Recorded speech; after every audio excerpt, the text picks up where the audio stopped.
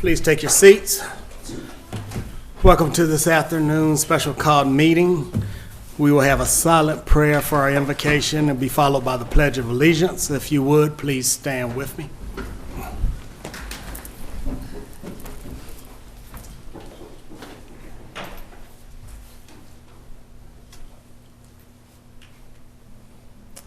Thank you. I pledge allegiance to the flag of the United States of America and to the republic for which it stands, one nation, under God, indivisible, with liberty and justice for all. Amen. Good afternoon, everyone. Welcome to our November 21st, 2024 special called meeting for our public hearing for the Development Authority of Clayton County. The first order of business is the adoption of the agenda. Is there a motion to adopt the agenda? So moved. Is there a second? Second. Any questions? Those in favor, aye. Aye. Opposed? It's unanimous. The board will now hear public comments. Citizens will be given 3 minutes to speak before the board with a total time of 30 minutes. Comments must be limited to matters on the agenda or over matters which the governing body has jurisdiction. Speakers must maintain decorous demeanor and refrain from personal attacks upon board members, shouting, and using obscene language. Please state your name and county of residency for the record. Speak clearly into the microphone, and speakers should be courteous, respectful, and not make any disparaging remarks or use abusive language when addressing the board. Mickey Garber.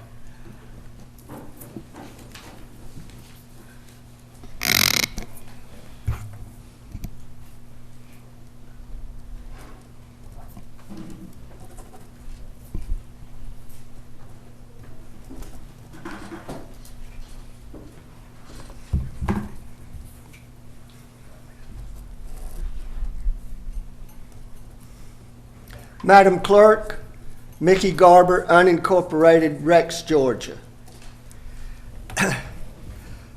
Mr. Chairman, Vice Chair, and members of the board, I'm not here to make friends, nor am I here to make enemies.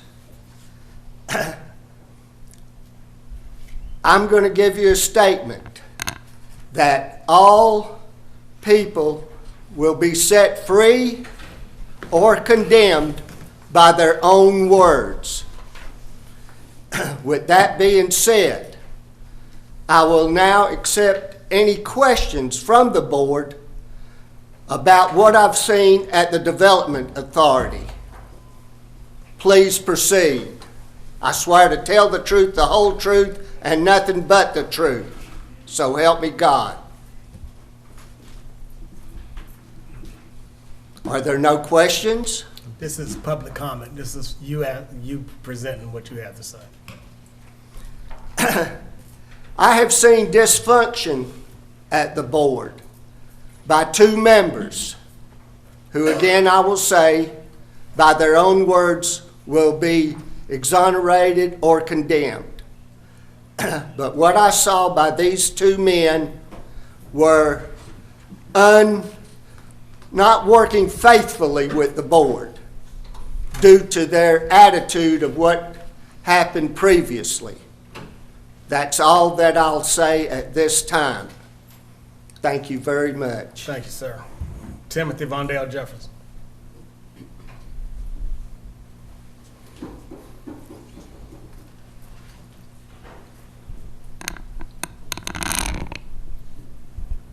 Good evening, Chairman, Board Commissioners. Timothy Vondale Jefferson, unincorporated, Clayton County. As most of you know, I've been engaged with the Development Authority for about 15 years. And within that 15 years, there's been nothing but dysfunction. People have appointed their friends, their cronies, their supporters. But at the end of the day, what I have seen through the years, and it's been an embarrassment to the county and to the citizens, that we keep appointing people who do not have the skill set to move this county forward as far as economic development. Now, Cal Farney, introduce Invest Clayton. Now, in my mind, the Development Authority, the Economic Development Office of Clayton County, seem to be duplicating services. So I hate to use this term, best practices, but the city of Atlanta has Invest Atlanta, which they hire the best in the business to move their community forward. So we have Invest Clayton, we have the Development Authority of Clayton County, and we have the Economic Development Office of Clayton County. To the average individual, seasoned or not, there seems to be a bit of confusion. So if you look at this issue, years ago there was an IGA done with the Development Authority that we was fighting at that particular point. To my understanding, y'all have signed a new IGA. But I think that we have to consolidate. We really need to revisit this. I think that if we model Invest Atlanta and keep the Economic Development Office of Clayton County, I think that we can make some room to move forward in the spirit of excellence. I personally have been cold calling on five-star restaurants, hotels, especially Intercontinental Hotel. I've requested assistance to go to the NABHOOD conference, that's the National Association of Black Hotel Owners and Developers, and I've gone to the Development Authority to try to go out and cold call to get the desired type of facilities that we so desire in this county. But unfortunately, because of the dysfunction and the appointment of people who do not have the skill set, I think that we need to revisit it, look at Invest Clayton as a business model to move forward in the spirit of excellence. Thank you so much for your time. Thank you. Carol Yancey.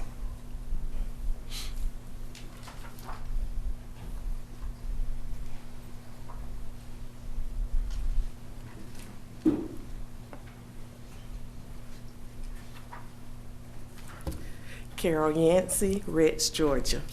I attended Development Authority Board's meetings monthly regularly from 2017 to March 2020, then periodically from 2022 to present. Since August, I've observed 2 board members create a lot of tension and discord before and during the meetings. 2 men behaving like certain former and current BOC women using similar distraction tactics of unprofessionalism, bullying, intimidation, disruptive, and disrespectful. They alternate leaving the discussion several times, returning with food and eating, placing a hoodie on and off head, sitting with arms folded, interruption, mean mugging, fidgeting, sidebar conversation, and texting. Their votes, no or abstain. What's next? Knitting and shouting point of order? Equally disturbing is an elected official with the Board of Education and a minister. The Bible mentions false prophets in sheep clothing. For what is it a man profit if he shall gain the whole world, and lose his own soul? It appears they rather have silver and gold than Jesus. Excuse me. The history of the elected officials and cliques appointed to this board thus far has led to the appearance of conflict of interest, personal gains, kickbacks, BOE, double dipping, and pyramid schemes such as Roman United and their latest 2 projects introduced by the same 2 men. While allowing warehouses and data center usage of our infrastructure roads, land, buildings, increasing litter and illegal dumping with 100% property tax exemption for 7 years plus, unfairly placing the financial burden on residents and dislocating long-term residents through inflated property values and taxes, compounded by this county's poor decisions, lawsuits, compromised integrity, and mismanagement of our tax dollars. BOC appointments continue to force on residents same script, different casts, i.e. cliques, puppets, and their masters.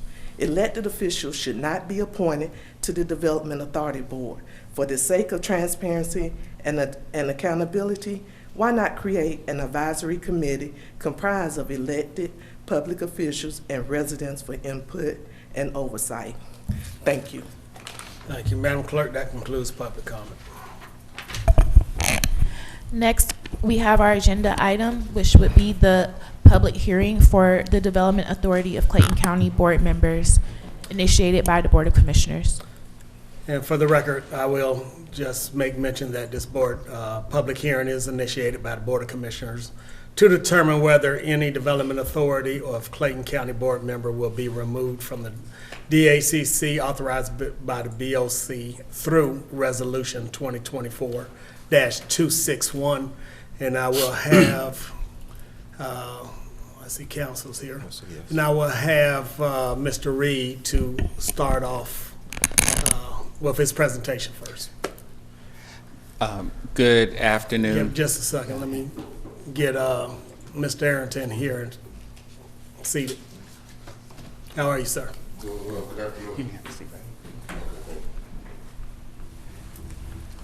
Please proceed, Mr. Reed. All right. As the PowerPoint is being pulled up, I do want to acknowledge that each of you all have a notebook here. Thank you.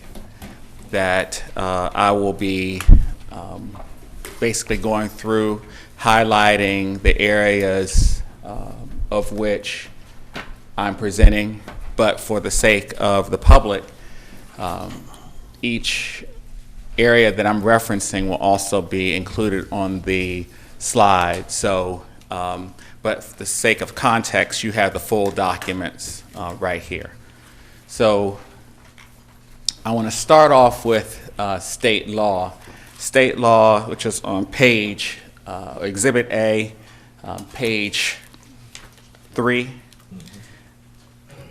This deals with the Urban Redevelopment Agency. And so the Development Authority members are also members of the Urban Redevelopment Agency pursuant to a 2012 resolution.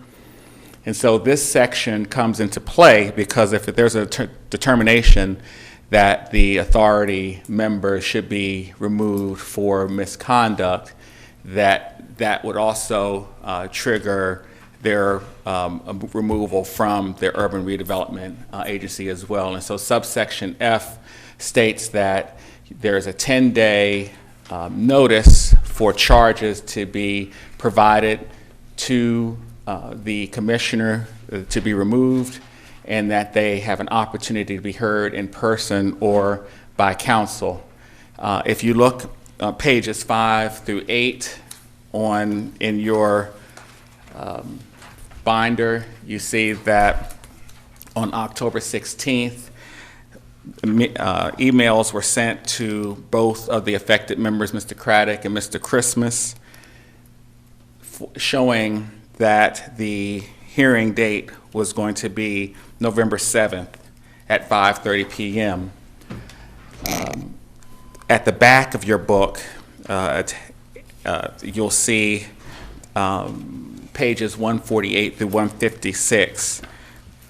This ideally would have been part of this, but because we anticipated going forward on the 7th, that's why these letters are attached. But if you see, 148 shows the resolution, 2024-261 showing the rescheduling to today.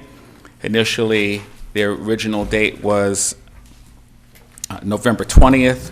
If there was a conflict, it would be held today at 3 p.m. If that's on resolution 2024-261, which is pages 148 through 152. And then you will see copies of the letters that were sent to council from Mr. Craddock and Mr. Christmas. Excuse me, Mr. Reed. For the record, will you give the full names? Yes, Of the, Donald Craddock and Mark Christmas. So the letter that was sent to Mr. Arrington for his clients, Donald Craddock and Mr. Christmas, those letters are attached as items 153 and 155 in the back of your binder.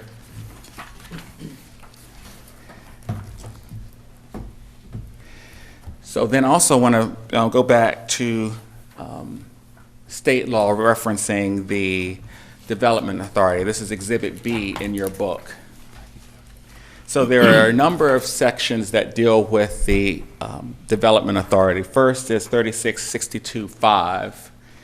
And if you look at 3662.5, it talks about directors of the Development Authority, specifically subsection E 1A states that the provisions of Code Sections 4510.3 and 4510.4 shall apply to all directors of the authority, and a director of the authority shall not engage in any transaction with the authority. That's on page 10 of your binder. Okay. The next page, on page 12, shows a copy of 4510.3. And 4510.3 says what the header is: Code of Ethics for members of boards, commissions, and authorities. The second section that's referenced in 3662.5 is 4510.4, which provides that ethical charges for the Development Authority must be filed with the governor. And that code section is stated there, that if there's an ethical charge, they are given 30 days notice. If it's found to be true, the governor shall remove the member from office and a vacancy is provided. However, to be clear, this hearing is not alleging ethical charges. So these sections dealing with 3662.5, dealing with ethics and how this has no application here. Instead, what we're looking at is section 2-56 of the county's code, which is Exhibit C. On page 15, it says that members of authorities may be removed for misfeasance, malfeasance, or non-feasance. That's subsection 3.1. Specifically, it says it's otherwise provided by law. Members of the boards and authorities may be removed by order of the Board of Commissioners.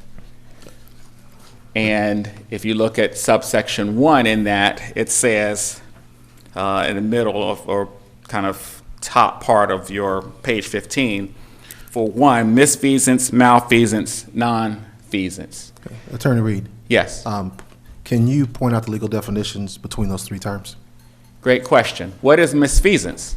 So misfeasance is what we're dealing with today, is the improper performance of some act which a person may lawfully do. If you look at that is, if you look on pages 18 and 19, you'll see a copy of the law dictionary that has that section highlighted. We're not dealing with nonfeasance, which means the omission of an act what a person ought to do, or malfeasance, which is the doing of an act what a person ought not to do at all. Malfeasance might raise to the level of an ethics violation or something along those lines. Really what we're dealing with is whether misfeasance occurred. And so for the question for this board, the sole question for this board today is whether there's enough evidence to dictate whether Donald Craddock and Mark Christmas improperly performed an act they lawfully could do. So for sake of some context, I want to give some background information concerning the intergovernmental agreement between the county and the Development Authority.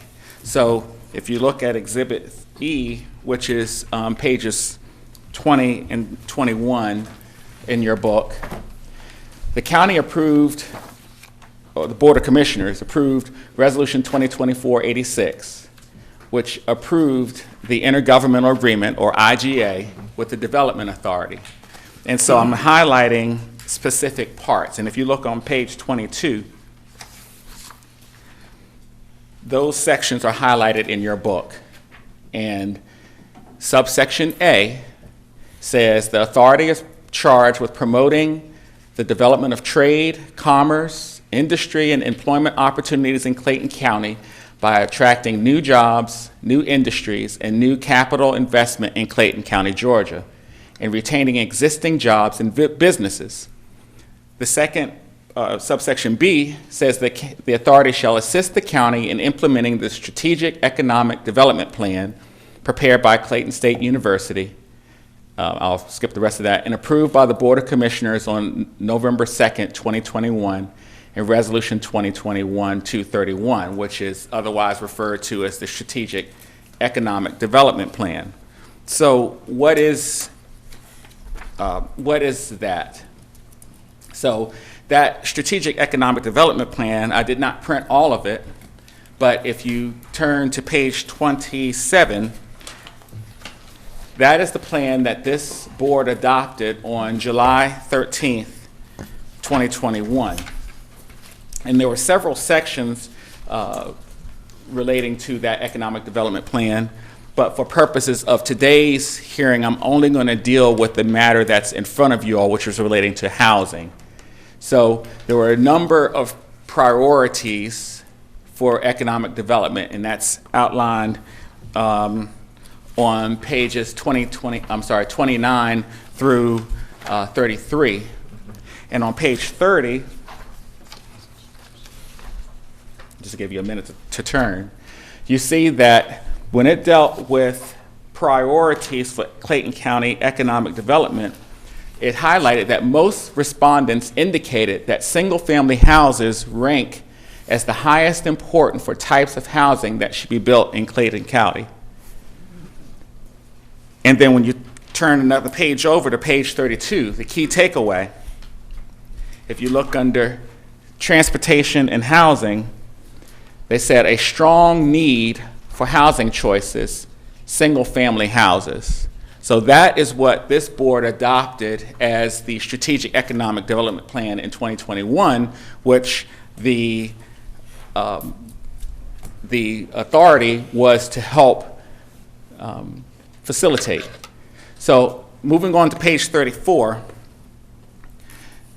I'm only dealing with Strategic Priority 3, which dealt with housing and education empowerment. Page 35, it talks about one of the recommendations, which is organizing a housing summit.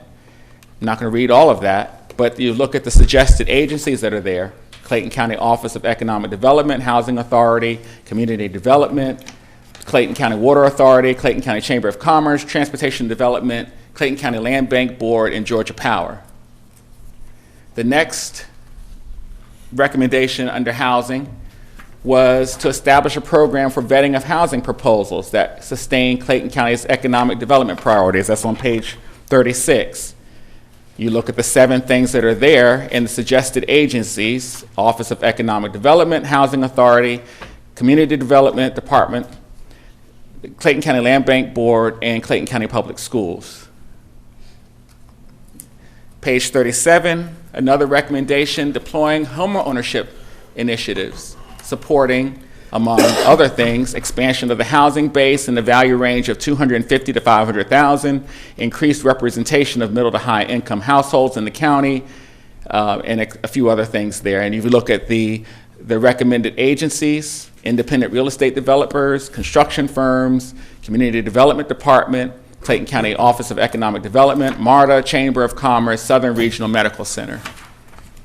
Continuing on page 38, the recommendation to promote redevelopment and rehabilitation of existing neighborhoods through neighborhood stabilization programs. Stabilization programs. You look at the agencies: Housing Authority of Clayton County, the Office of Economic Development, Community Development Department. 39, capitalize on the ex-urbanization of young remote working professionals and young families. I'm not going to read all of that, but you see the agencies that are recommended: County Department of Community Affairs, Office of Economic Development, Clayton County Public Schools, and Clayton State University. Page 40, this is dealing with, for sake of completeness, the education portion of the housing.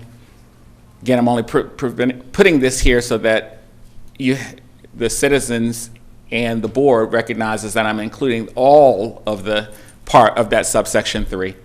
But even looking at that, the suggested lead agency is the school system and the Board of Education. None of those things that dealt with housing involved the Development Authority or the Urban Redevelopment Agency. So, moving on to Exhibit G, this board, I'm sure, recalls that there were a series of public hearings for adoption of the millage rate on July 16th and August 6th. And for sake of, I'm just going to not play all of this, but there are a series of public hearings, and this is the blank page on 45, but I'm going to play a little bit of this. Oops, maybe, yes. All right.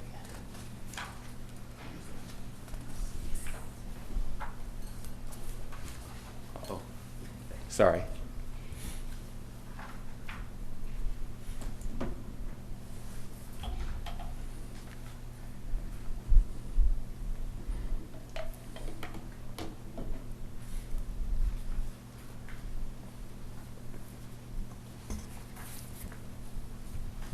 Any sound?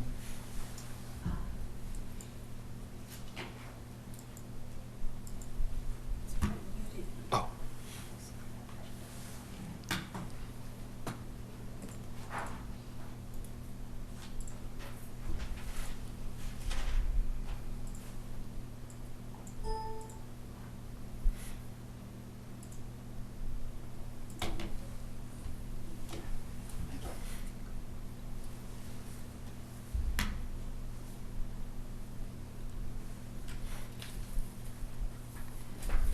p.m.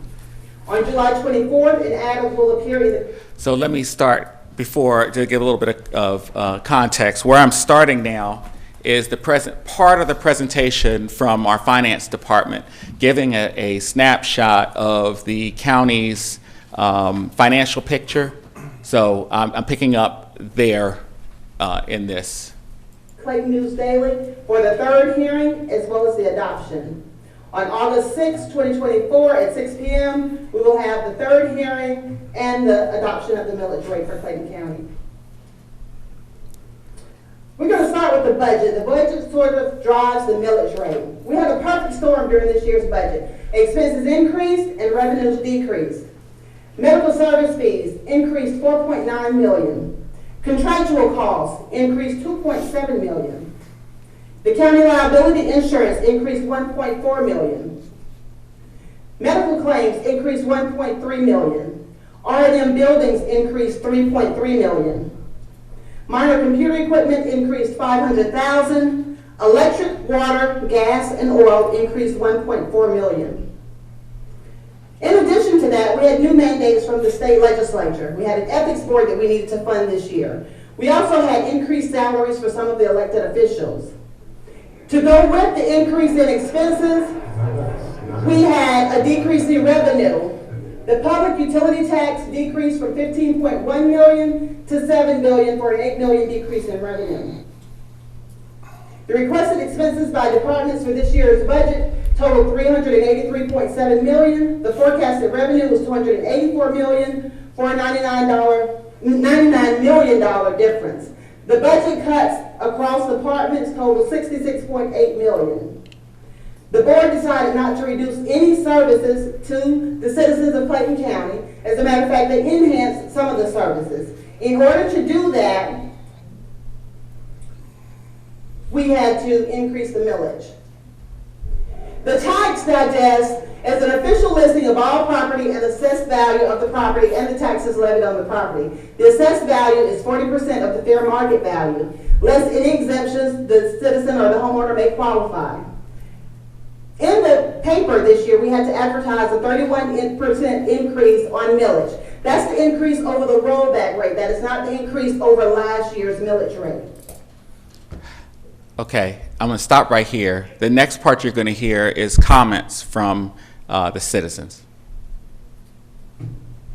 A break on this, because if you don't, it's like everything goes up, but our retirement stays the same. It doesn't go up, it doesn't move with it, and we really do need help in that feel. So that's a suggestion, that we just, that with the seniors, we, at some place you decide maybe what that age is, but we definitely need to think about it very much. Thank you. Thank you. I love your shirt. Also,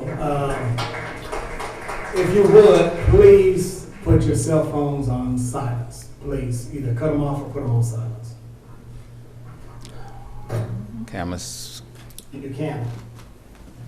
Deborah Buchanan. Okay. Now, so the next one is. Valerie Zanders. All right. Okay.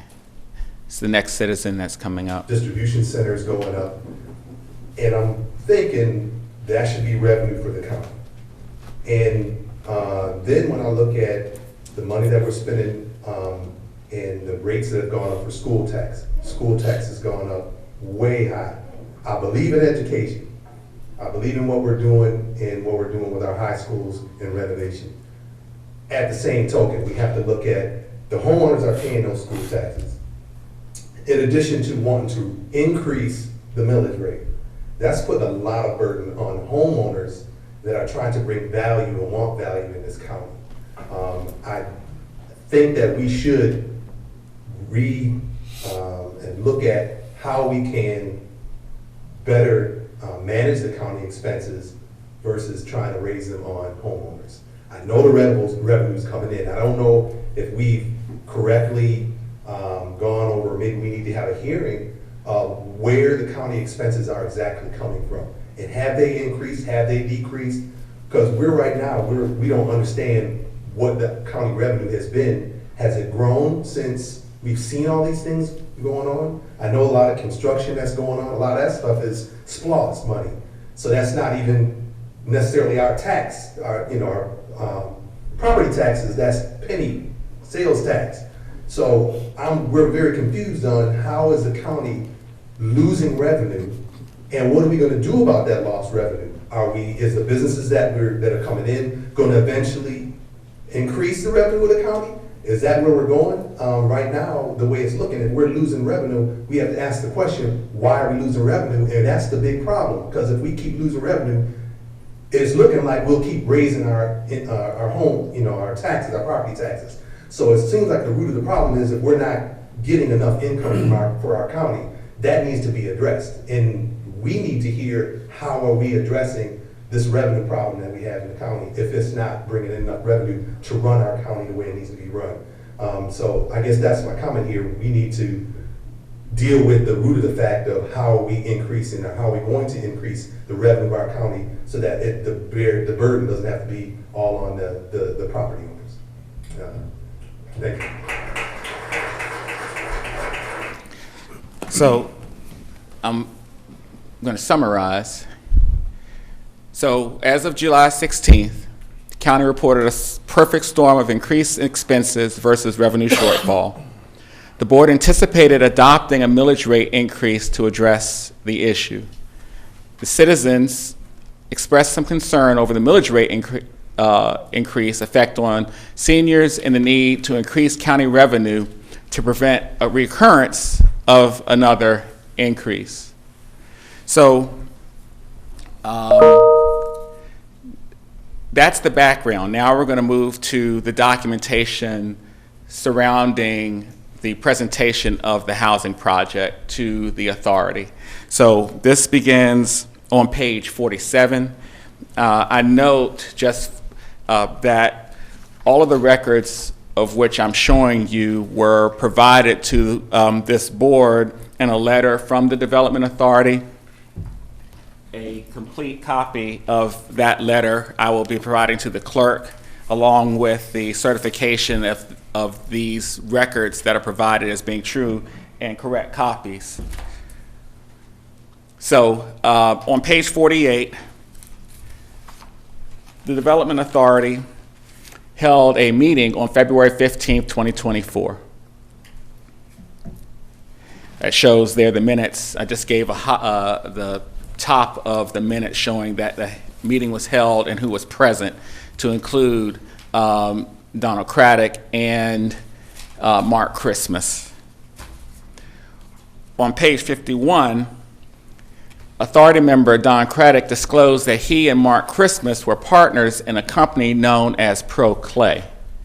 That portion is highlighted on page 51 of your book, and you see that disclosure that they had 2 clients they expected to come before the authority with an application for bond financing.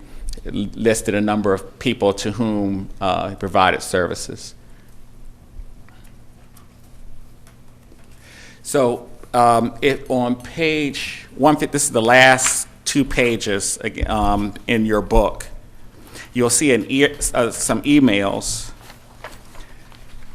between July 31st and August 4th, 2024. Authority member Don Craddock provided a copy of the Fieldstone Glen proposal to the Development Authority Chairman Brady and the Development Authority attorney, Michelle Youngblood, requesting that the information be added to the August meeting.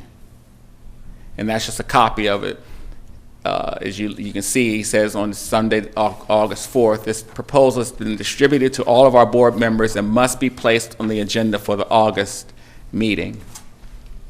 On August 5th, the assistant to the chairman, Dr. Brady, replied to the authority member Craddock and DACC attorney Michelle Youngblood acknowledging receipt of that request.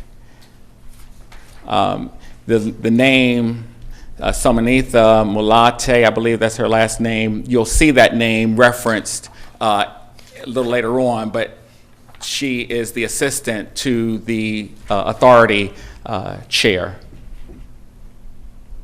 So on page 54, Post Real Estate Group, which is the group that was behind the Fieldstone Glen project, they marketed Fieldstone Glen as a workforce housing opportunity. They explained the program that was to be considered on page 56, some of the details. Okay. Yes. So who explained? You say Post. they. Post, the proposal that was attached to the email sent from Donald Craddock had all of this information here that was presented by Post Real Estate Group.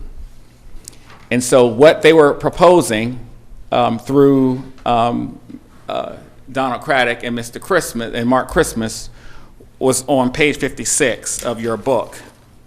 And I'm not going to go through all of those, but one of them is the Post and the Development Authority will enter into a ground lease to convert market rate housing to affordable workforce housing for working class families.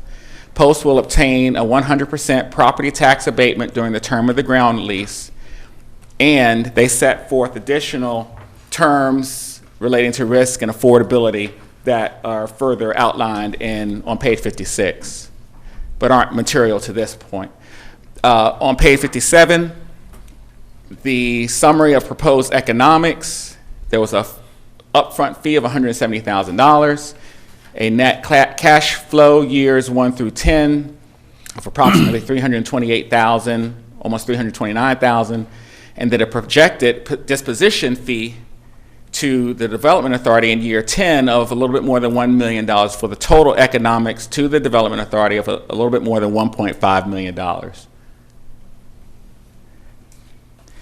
And then on page 57, you see that additional notes. Upon receipt of tax exemption, the authority will receive an upfront fee equal to 0.50% of purchase price, and they break down the annual cash flow and the partnership fee. And then on the back end, the disposition fee equal to 1.5% of the sales price. Page 58 talks a little bit more about the project overall. It's a 216-unit Class B plus apartment community located in unincorporated Clayton County. On page 60, it summarizes the project or what it looks like. Located at 2615 Mount Zion Parkway, a 3-story garden-style apartment complex with 216 units. And you see the layout of the 1x1, 2x2, 3x2 floor plan. 740 square feet to up to 1,341 square feet per floor plan. The rent ranges on page 361 from $12.96 to $16.58, approximately $300 a month below the other markets, and they do show other nearby or comparators for how they came up with that. Page 62, Post plan to spend approximately $2.8 million in renovations, a list of the renovations they have there, amenity, electrical interior upgrades, etc. So then on August 5th, Post representatives met with the Development Authority members to get additional information on the Fieldstone Glen project prior to the August 8th meeting. The pages 120 to 122, they simply show the appointment date. There was a conference call, but that's the email there.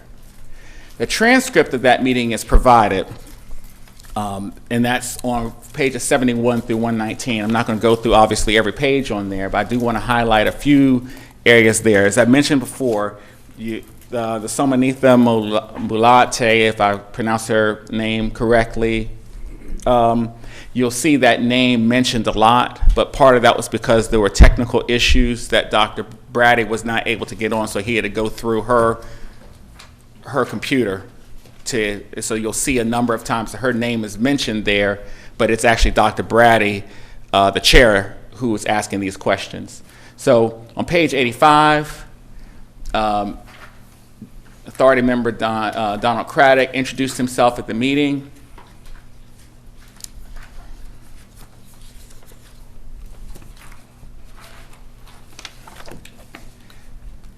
As DC.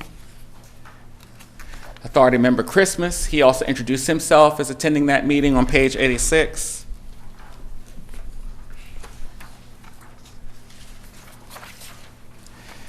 And then on page 93, the representative of Post, Troy Thomas, he explains the presentation in the terms as was presented in that proposal that I went through.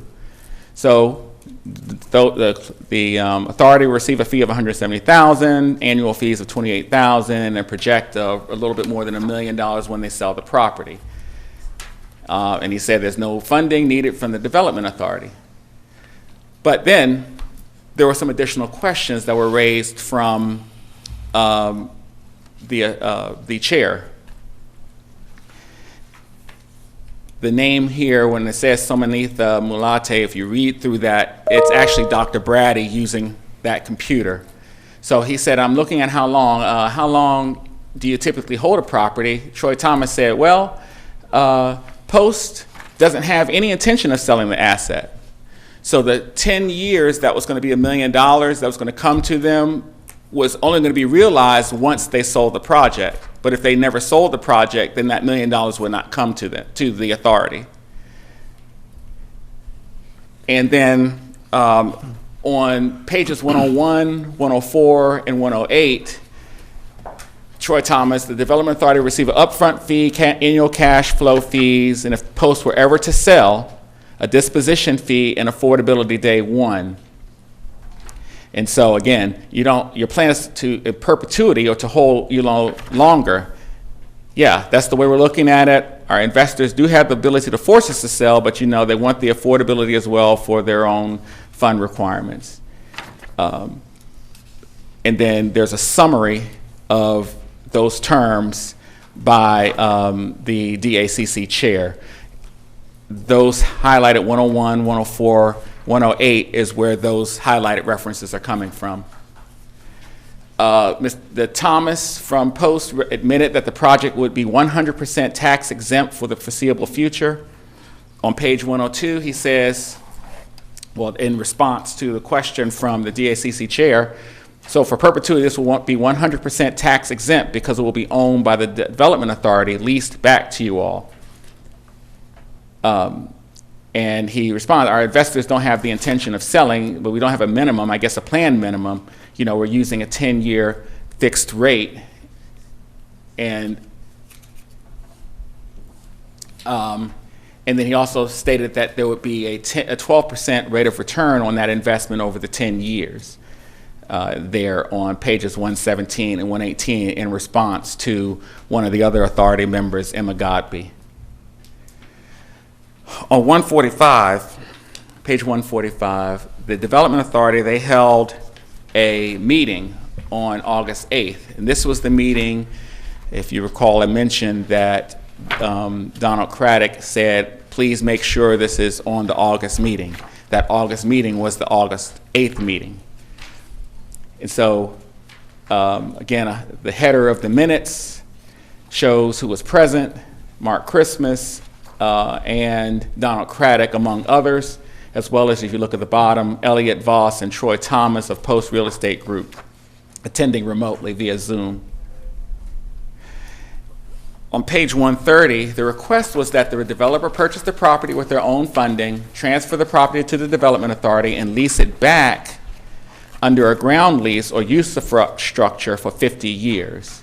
And what I did was I provided on pages 127 through 130, there are the actual memorandum of understanding and between what was proposed with, Fieldstone Glen and the Development Authority for the structure of this deal. And so I highlighted subsection D that says, the middle of that, as such, the interest of the company in the residential development will be exempt from ad valorem taxation.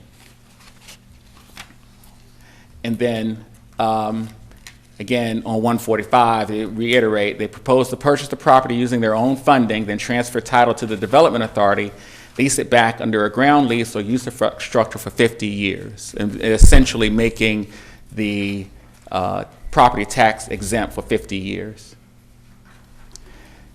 And so on 146, this is, again, minutes from the August 8th meeting.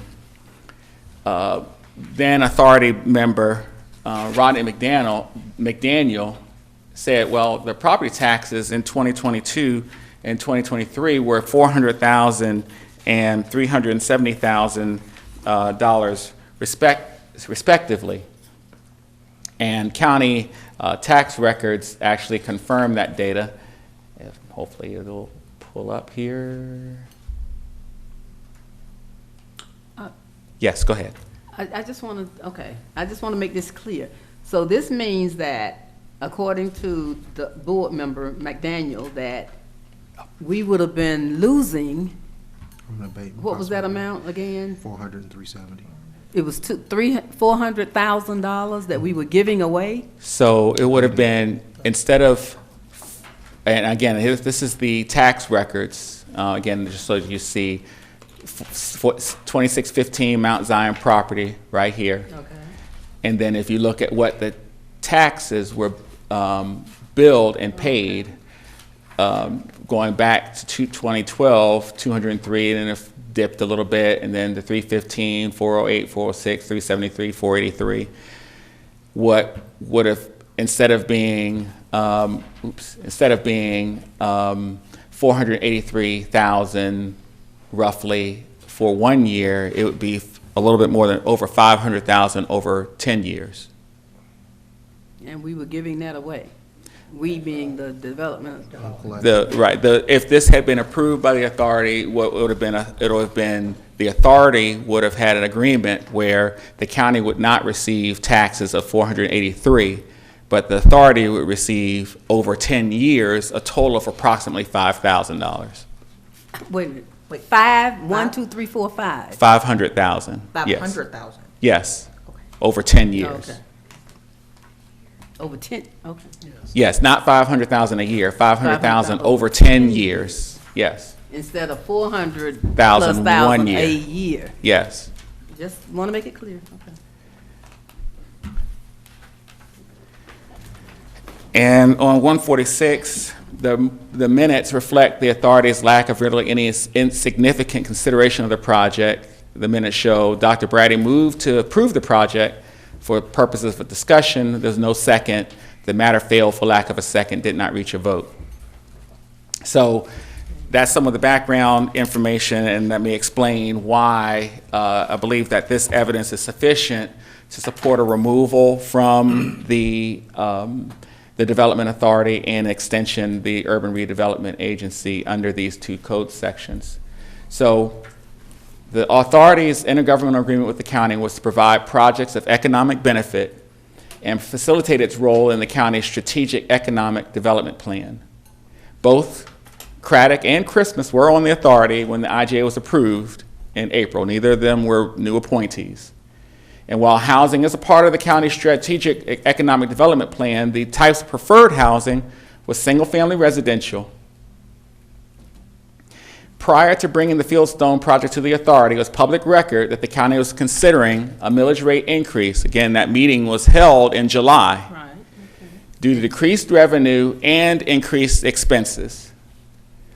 It's public knowledge that the citizens expressed concern, and that's putting it mildly, over the millage rate increase by describing the effect of this on the seniors on fiscal income and recommending strategies to increase, not decrease, revenue to the county. And despite having access to this information, the authority members, Craddock and Christmas, brought that Fieldstone project after this meeting for consideration by the authority. Now, again, I want to emphasize, I'm not asking you all to consider whether there were any ethical issues with their actions. The only issue is whether their actions constituted an improper performance of the act or acts that they could lawfully do. And so tax abatement incentives are, they're they're not improper, but the terms of this project were particularly egregious. It wasn't single-family homes as preferred by the Strategic Economic Development Plan. It would be one thing if this was a single-family home project. It wasn't.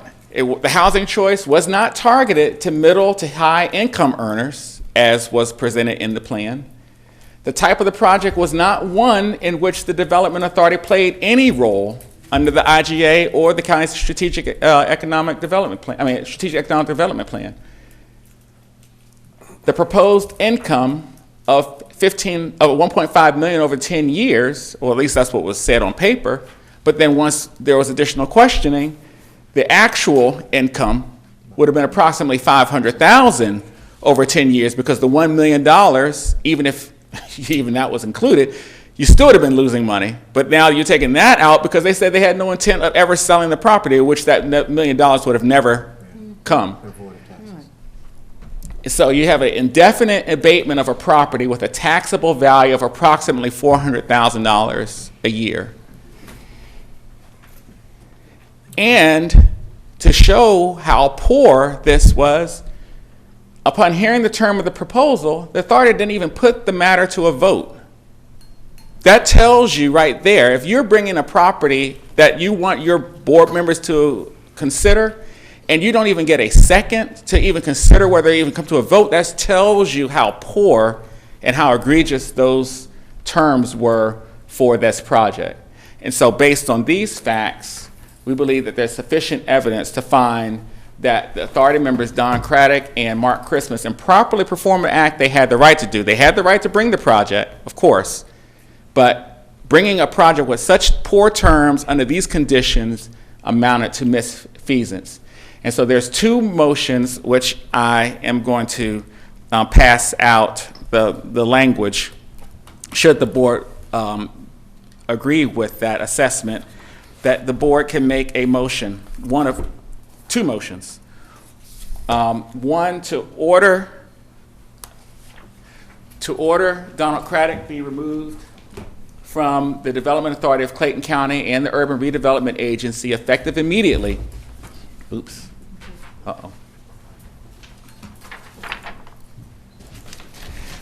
Because he committed misfeasance in bringing a project for consideration by the authority, which was outside the authority's scope of work under its intergovernmental agreement with the county, and where the terms of the project did not provide an economic benefit to the county.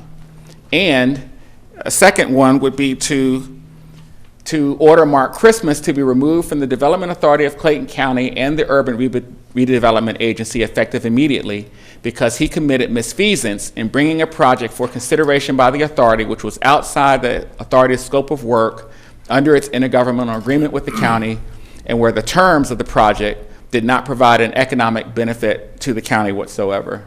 I mean, I added whatsoever, but you see that there. So that's what I have here, and that's all I have unless the board has any additional questions for me. All right, any questions for Mr. Reed? I do, but I just kind of want to wait until Mr. Arrington Anybody? presents. All right, at this Well, time, go ahead. Well, it's not a question, but more of a statement, making it clear and on record that we have two members of a board supposedly affecting the development of Clayton County, but yet giving tax, well, actually no tax.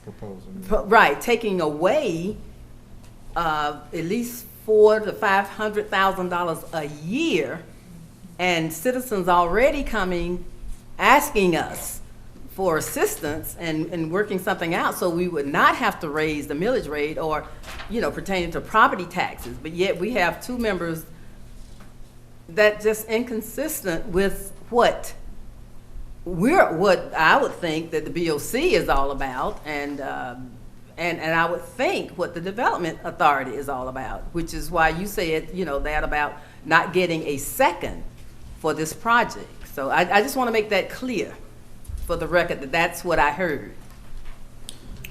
All right, so if there's not any other questions for Mr. Reed at this time, we will. I have a question. Oh, okay. I have a question regarding the relationship of the Post Real Estate Group to either BM Mitchell Group or Procom.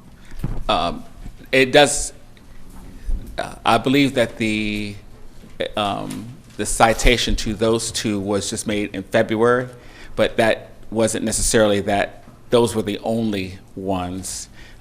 It's clear from the email that there was a relationship that this was proposed by the authority member because he said, I've distributed this.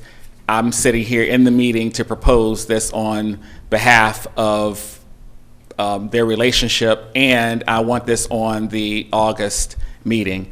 The other minutes, which I did not reflect because this is not necessarily relevant to this board's consideration, is that at the time that this matter came up for vote, they removed themselves from the meeting to avoid any appearance of impropriety or along those lines. So it suggests at the time that they had some interest in wanting to put this forward, even though they did not mention that in the February disclosure, but it's certainly they were trying to avail themselves of the safe harbor provisions of the Development Authority by not participating in any consideration of the actual vote. But what does that do? Just walking away from the meeting? Or? Well, if they were not, that would perhaps mean an ethical issue, which would take that out. If that was an issue, that would go to the governor for consideration. But again, the terms of how they brought it and all that other kind of stuff have nothing to do with why this board is considering this issue. Right. Any other questions for Mr. Reed? All right, Mr. Arrington, podium's yours, sir. Thank you, Mr. Chair. Mr. Reed, do we have the ability to bring up my PowerPoint on the screen as you were able to bring yours up? If you can email it. You have it? I emailed it to you. You need to email it to her? Yeah, I can forward it.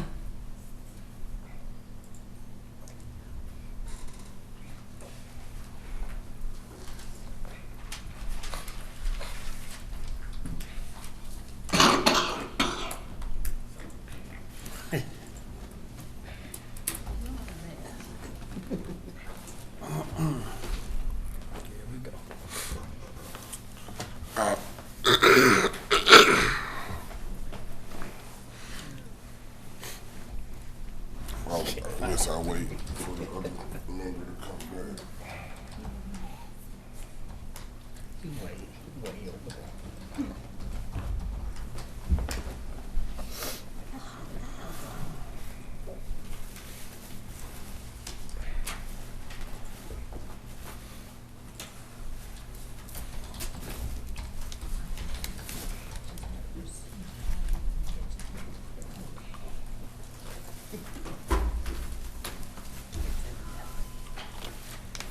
And did you all, were you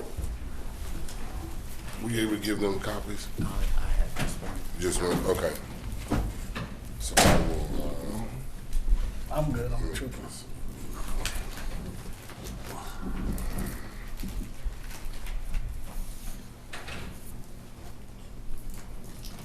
think I have enough. Okay, yeah, I might actually need it. Let me see if I do. Oh, goodness. What is that? Okay. Yes. Yes.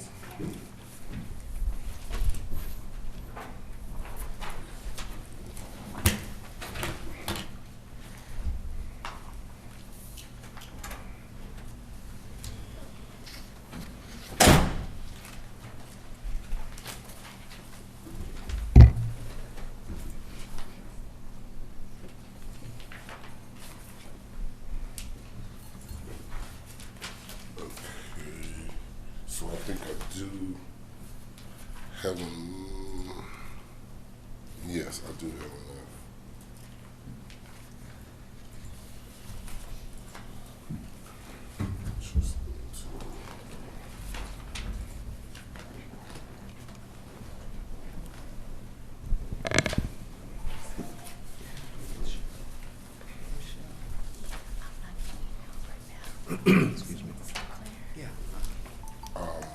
What is the best to the clerk? Lieutenant.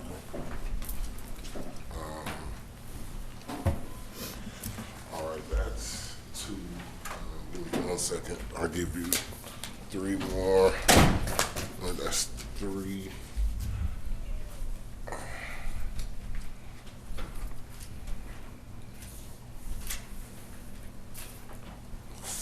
4.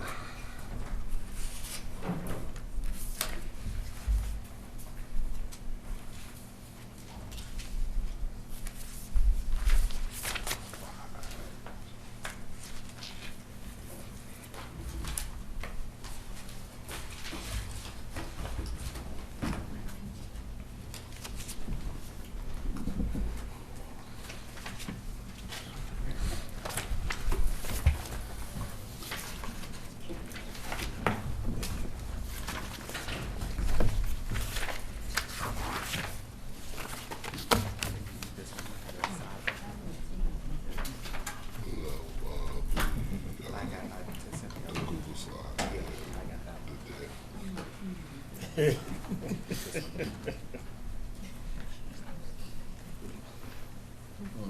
how many O's in the gun?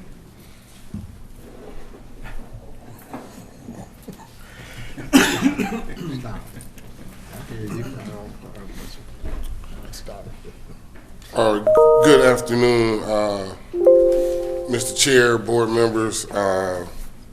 My name is Marvin Arrington Jr. Thank you, number one, for the opportunity to present to you today, and also thank you for the opportunity for accommodating my schedule for the previous scheduled meeting and for yesterday, as I had board commissioners meeting in Fulton County all day yesterday. So thank you for accommodating in that regard. Let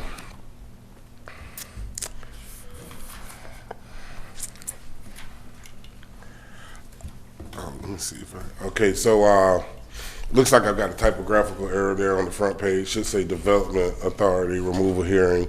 And I guess as we learned today and is included or presented by Attorney Reed, this is a hearing for the removal not only from the Development Authority, but also from the Urban Redevelopment Agency.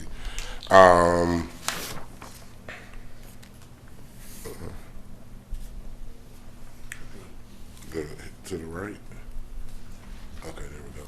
Okay, so the facts, you know, as Mr. Reed clearly stated, and this is really a great moment because Mr. Reed and I were actually classmates at Emory Law School, so I have nothing but the utmost respect, obviously, for you all, but also for him as well. But the facts today are that Mr. Christmas and Mr. Craddock are members of the Development Authority and the Urban Redevelopment Agency. Apparently, they presented a couple of opportunities to the Development Authority. I don't know that there was any information put forth by Attorney Reed that these opportunities were presented to the Urban Redevelopment Agency. My understanding is that they were presented to the Development Authority. And so my understanding, and I think that the way it works, the members of the Development Authority Board present an opportunity to the Development Authority Chair. The chair reviews that opportunity and decides whether he is going to put that item on the agenda or not. I do not believe that either Christmas or Craddock had the authority nor the ability to put the item even on the agenda for the Development Authority. They simply said, hey, here's an opportunity, Mr. Chair. Review it, and if you like it, put it on the agenda. The chair, from my understanding, actually met with them, with the developers, and after meeting with the developers, he then decided to put the item or items on the agenda for the Development Authority for an up or down vote, right?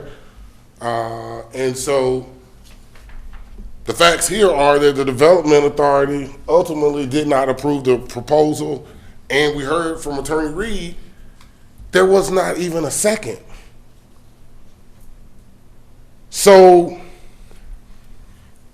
I would submit to you that, if it doesn't get approved, if the Development Authority doesn't even adopt or vote in favor of either of these proposals, that there certainly is not any harm neither to the Development Authority, the Urban Redevelopment Agency, nor to Clayton County, right?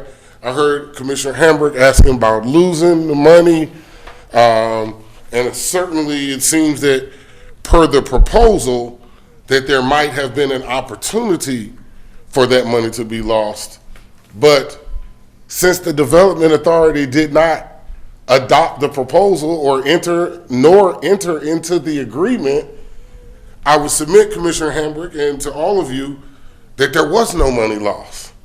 The county did not lose any money.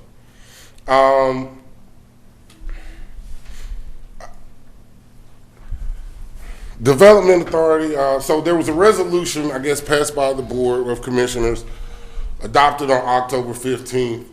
The letter was sent to Christmas and Craddock, dated October 16th, with a notice of hearing on November 7th, which is less than 30 days' notice.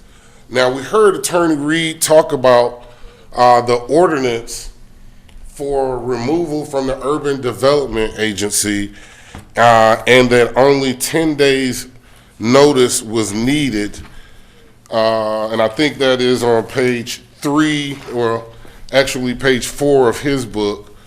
And it cites OCGA 36-61-18. And this is chapter 61, urban redevelopment, right? So that is for the section F on page 4 specifically states at least 10 days prior to such hearing. So it basically says that they can have to give notice with at least 10 days for removal from the Urban Redevelopment Agency, right?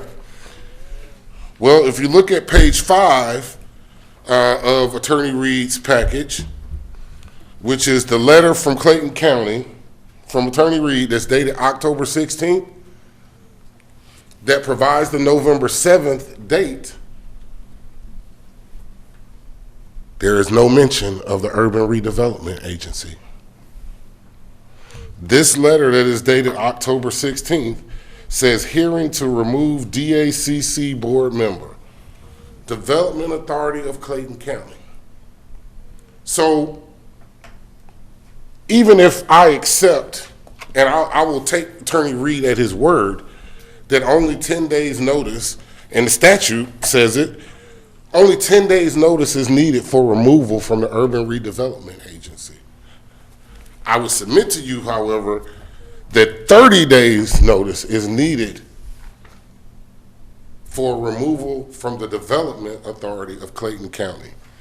And that the letter submitted on October 16th indicating that there would be a hearing on November 7th does not provide neither Mr. Christmas nor Mr. Craddock ample due process under the law. And in fact, the November 8th amended notice of hearing stated that there would be a hearing in November 20th, and you actually see that amended notice now adds in the Urban Redevelopment Agency. And I don't know which page that is on. Oh, that is on the pages in the back, 148. Or actually, let's see. Yes, it's page 155 and 153. So the amended notice of hearing now states hearing to remove DACC/URA board member. And there was one letter from Mr. Craddock and one letter from Mr. Christmas. And so this letter, again, this letter is dated November 8th, provides a hearing date of November 20th. That, I believe, complies with the statute for removal from the Urban Redevelopment Agency, because you only need notice, 10-day notice of the hearing for removal from the Urban Redevelopment Agency. However, as I will point out later, you need 30 days notice for removal from the Development Authority of Clayton County. And so the letter dated November 8th and the original letter dated October 16th, neither of those letters provide the ample 30-day notice that is necessary for the members of the Development Authority to have due process that they would be removed. A Development Authority, as you know, is a separate legal entity, right? It's not Clayton County government. It is a separate legal entity, and that is identified in OCGA section 36-62-2. Specifically, authority means each public corporation created pursuant to this chapter. So the Development Authority is a public corporation created pursuant to OCGA 36-62. County means any county of this state. The governing body, obviously, means the elected or duly appointed officials constituting the governing body of each municipal corporation and county in the state. So you all are the governing body, as I know you know. You all are the county, and the authority is a separate public corporation. Applicable laws for the separate public corporation, the Development Authority, is they have the reporting of public benefits. They're subject to the Open Meetings Act, they're subject to the Open Records Act, and they're also subject to the State Code of Ethics, 45-10-3, which is what we heard Attorney Reed mention earlier. Looks like I got this slide off a little bit, but this references the same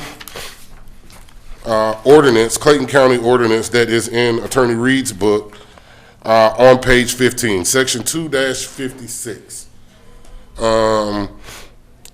And what it says is that unless otherwise provided by law, paragraph 3 on page 15 of Attorney Reed's book, board and authority members are required at the time of their appointment and for the duration of their appointment to reside in the county.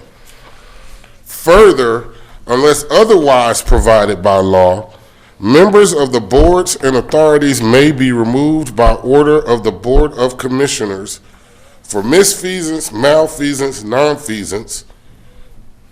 That's number one. Absence from 2 consecutive meetings of the board or authority. We don't really need to deal with that one because that's not one of the allegations. So that reason can be eliminated. There are no allegations that they missed 2 consecutive meetings from the Development Authority nor from the Urban Redevelopment Agency. Number 3 is abstention from voting other than for reasons constituting disqualification to the satisfaction of a majority of a quorum of the board. Again, I think we can remove that reason because, again, there was nothing presented that said that there was absence or that they abstained from voting for reasons constituting disqualification.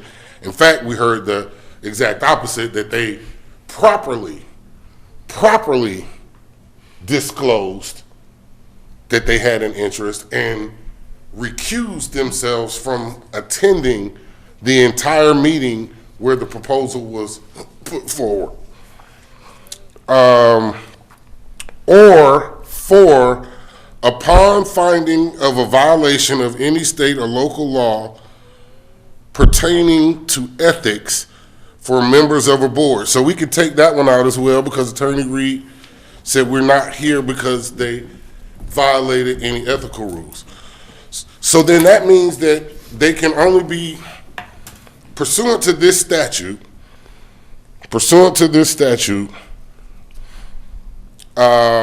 can only be removed for the paragraph or section, paragraph 3(1), which is misfeasance, malfeasance, nonfeasance. If you go on to read paragraph 4 of section 2-56, it states all members of a board or authority shall be subject to the applicable provisions of the OCGA Title 45-10, including without limitation 45-10(3) through 45-10(5), the Code of Ethics for members of boards, commissions, and authorities. Provided, however, the Board of Commissioners shall be substituted for the governor in these sections. The Board of Commissioners shall be substituted for the governor in these sections if it was done for ethical reasons, right? Because 45-10-3 and 45-10-5 relate to the ethical reasons. Let's look at the definition of the word misfeasance. It's the performance of a lawful action in an illegal or improper manner, according to Webster's Dictionary.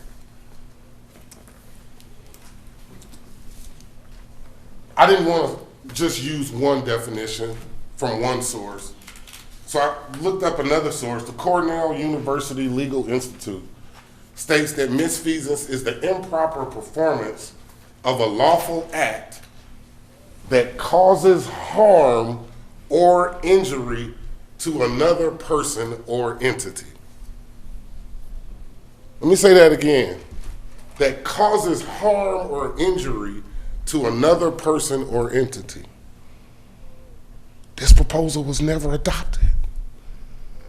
It's no way that it could cause harm to any other person or to any entity, not the Development Authority, nor to Clayton County itself, because it wasn't even adopted. It didn't even get a second. Now, maybe perhaps if it had gotten a second and the board had approved it,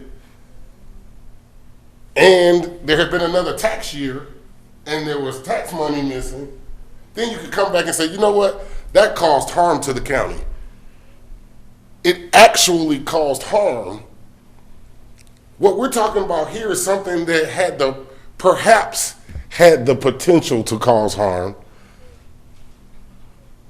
But the board member said, hey, wait a minute, we're getting $400,000 a year in tax money. And so he didn't second it. None of the members that were present at the meeting seconded it. So again, there was no actual harm. Let's go to another definition for misfeasance from legalmatch.com.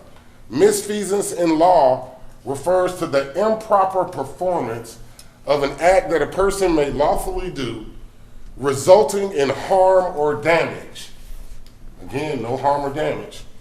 It involves legal action, but it's done inappropriately, unlawfully, or negligently, leading to someone else's detriment or injury.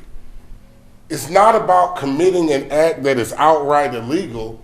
Instead, it is the incorrect or improper performance of a lawful act. They had the right to propose a project to the board chair. That's what happened here. They proposed a project to the board chair. The board chair then met with the developer, decided to put that item on the agenda for consideration by the full board. There's nothing illegal, there's nothing improper and about that, and it was not negligently done.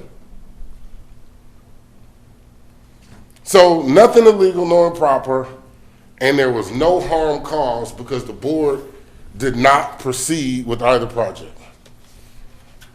Let's talk about malfeasance. Although Attorney Reed has said, hey, his case is only proceeding under misfeasance. But I think it's important to understand the definitions, not only of misfeasance, but of malfeasance and nonfeasance, so that you can truly understand the definition of misfeasance. Malfeasance is wrongdoing or misconduct, especially by a public official. Again, Webster's is a site. Malfeasance is an act that is illegal and causes physical or monetary harm to someone else. Malfeasance is intentional conduct that is wrongful or unlawful, according to the Cornell University Law Institute. Malfeasance is the fact of someone in a position of authority intentionally doing something dishonest or illegal, according to the Cambridge Dictionary. Again, we have no illegal act that was committed. We have no dishonest act. In fact, it might have been dishonest if they had not disclosed that the developer was a client of their company. That could potentially have been dishonest. But they disclosed it in advance. And under the Georgia Safe Harbor provisions, they are allowed to do that. And it's not illegal, it's not improper, it's not dishonest. Nonfeasance is the omission to perform a required duty or the failure to act when a duty to act existed. Again, that's the Cornell University Legal Information Institute. Nonfeasance could also be a failure to act, according to Webster's. And according to the Cambridge Dictionary, it is a failure to do something when there is a legal duty to do so, especially by a person in authority. So had they not disclosed that the developer was a client of theirs, it might have been malfeasance and it might have been nonfeasance. Because under Georgia Safe Harbor provisions, they would have had an opportunity, they were required to disclose that information. All right, now let's look at them all three together: misfeasance, malfeasance, nonfeasance. Misfeasance is when someone performs an action incorrectly or a legal act performed in an illegal manner. Malfeasance is when a party causes injury to another party on purpose. Nonfeasance is defined as the intentional failure to perform a required duty or obligation. So when you look at those three, misfeasance is unintentional. Unintentional. And malfeasance and nonfeasance are both intentional. There's nothing unintentional about them disclosing that this developer was one of their clients. There's nothing unintentional about them presenting this proposal to the chair for the chair's consideration to put it on the agenda for the development authority. And so I would submit to you that because it's not unintentional, there is no misfeasance. At best, there could have been malfeasance or nonfeasance if they had failed to disclose that this developer was a client of one of their companies. Excuse me. This just talks about the other reasons that we already excluded: the 2 consecutive meetings, no abstention from voting, no finding of a violation of any state or local law. Looks like I got my spacing off again on this slide. Let me pull it up. And the one I have here.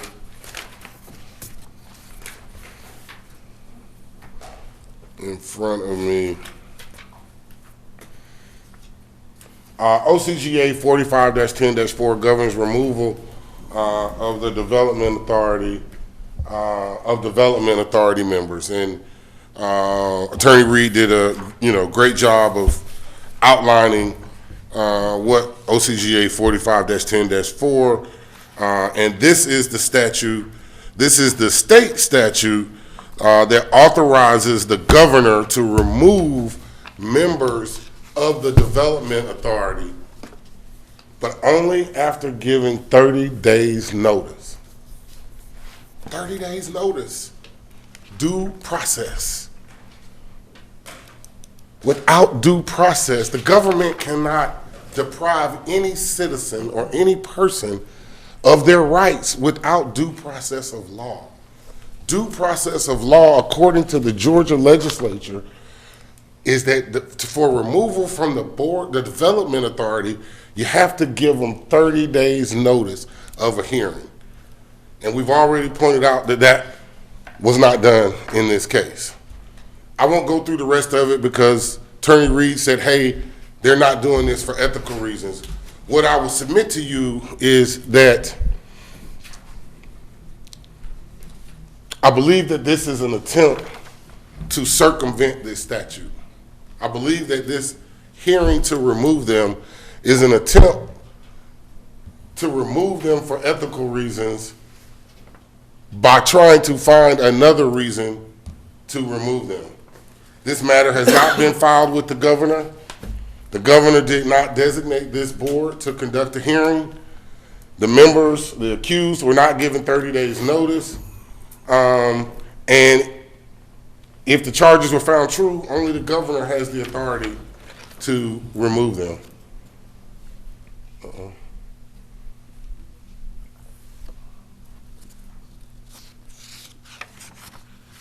Okay, thank you.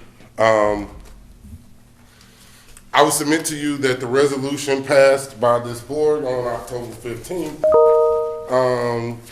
violates the uniformity clause of the Georgia Constitution, Article 3, Section 6. The uniformity clause says that laws of a general nature shall have uniform operation throughout the state of Georgia, and that no local or special law shall be enacted in any case for which provision has been made by an existing general law. OCGA 45-10-3 and OCGA 45-10-4. Additionally, Georgia Constitution, Article 9, Section 2, home rule for counties, gives the county some ability to do that, but only for which no provision has been made by general law and which is not inconsistent with this Constitution. And so I, again, would submit to you that attempting to remove them from the development authority is a violation of the uniformity clause, Article 3, Section 6 of the Georgia Constitution, and Article 9, Section 2 of the Georgia Constitution. Next slide, please. I did something wrong. These are cases that basically cite, this is a Supreme Court case, Supreme Court of Georgia, Gabriel Cadine versus City of Clarkston. State statutes generally control over local ordinances on the same subject. Laws of a general nature shall have uniform operation. Again, no local or special law. So you can go to the next slide. There are other cases there, but that's one that the Supreme Court of Georgia. I will submit to you that ordinance 2-56 is unconstitutional as written because it states that the Board of Commissioners, and that's on page 15 of Attorney Reed's book, the Board of Commissioners shall be substituted for the governor in these sections.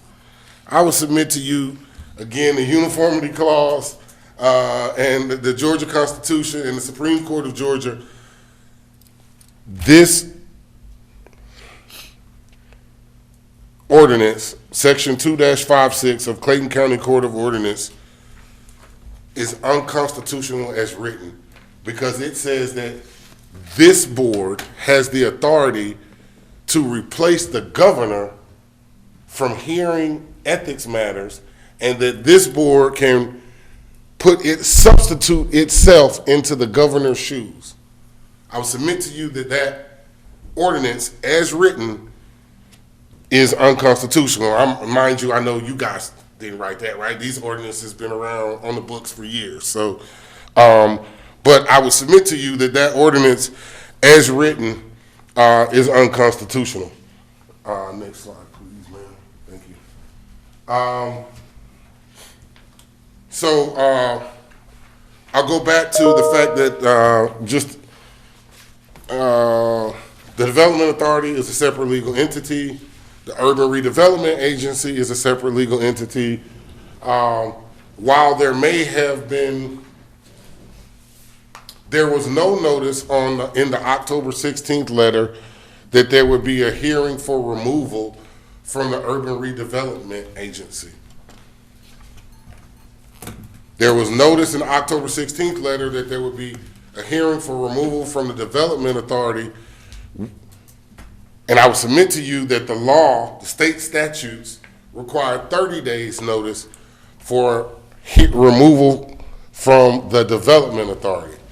Now, the second notice, the amended notice, after you also gracefully allow us to reset the first hearing, the second notice that was dated November 7th or 8th stated and provided a hearing date of November 20th may have complied with the 10 days that is required under the state statute for removal from the Urban Development Agency, but it again did not provide for 30-day notice for the removal from the Development Authority of Clayton County.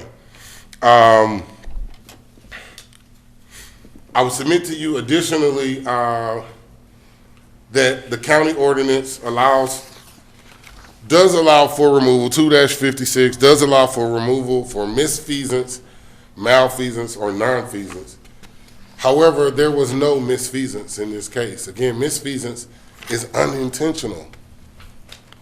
They didn't unintentionally do anything. Everything they did was intentional. They were very intentional about proposing the development project to the chair. They were also intentional about disclosing the fact that there was one of their clients. And they were also intentional about recusing themselves from the meeting and not voting. There was nothing unintentional done. And according to Attorney Reed, he's not even submitting that there was malfeasance nor nonfeasance. Those are the only two. Misfeasance are unintentional. Malfeasance and nonfeasance are intentional. And so I would submit to you that misfeasance could be the only way that they could be removed, but because their actions were all intentional, malfeasance or nonfeasance would have been better. But they're not applicable. They don't apply to the facts of this case. I would also submit to you that the ordinance 2-56 and the resolution that was passed by the board, resolution 2024-261, are both unconstitutional as written, as they attempt to give the governing authority power exclusively reserved to the governor. As you all well know, I don't even have to tell you, you all are a legislative body. The governor is the chief executive officer of the state. He is part of the executive branch of government. And so what this does, this violates the separation of powers. This ordinance that says, hey, we're going to put these legislators in the shoes of the governor violates the separation of powers of the Georgia Constitution in addition to the uniformity clause.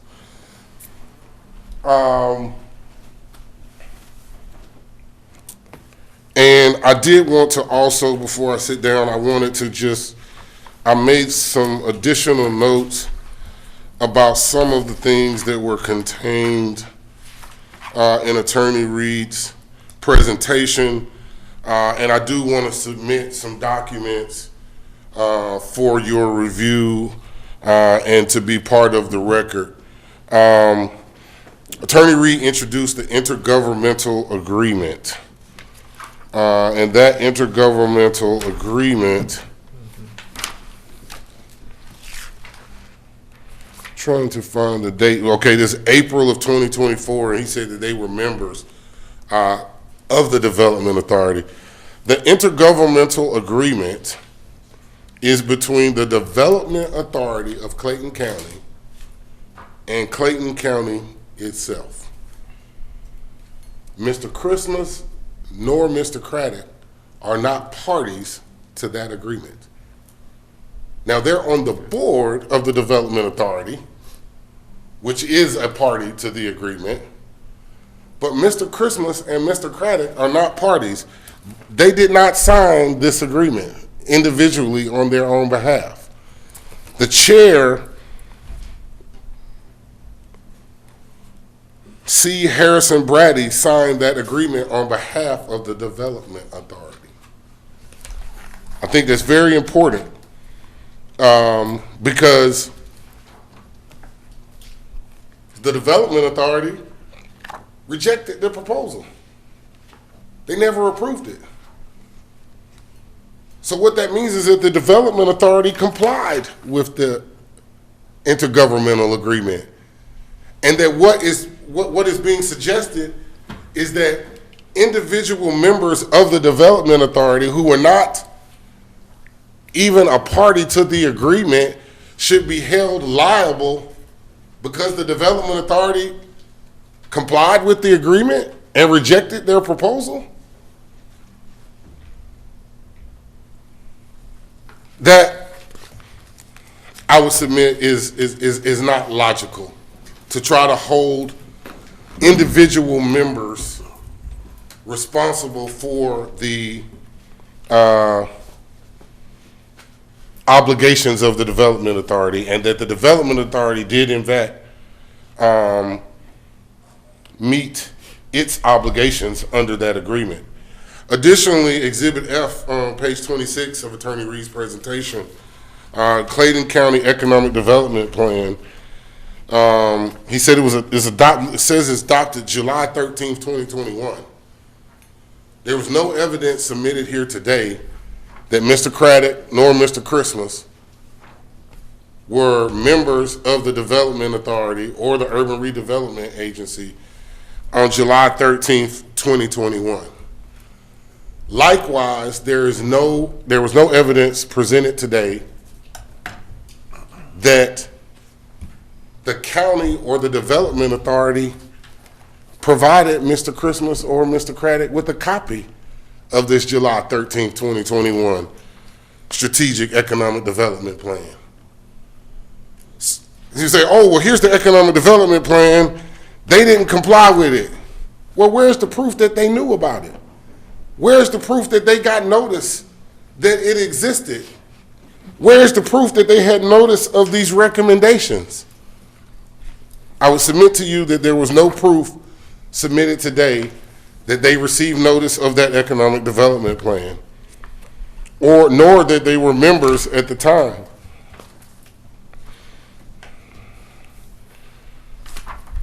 And I'm just trying to go through these notes that I made.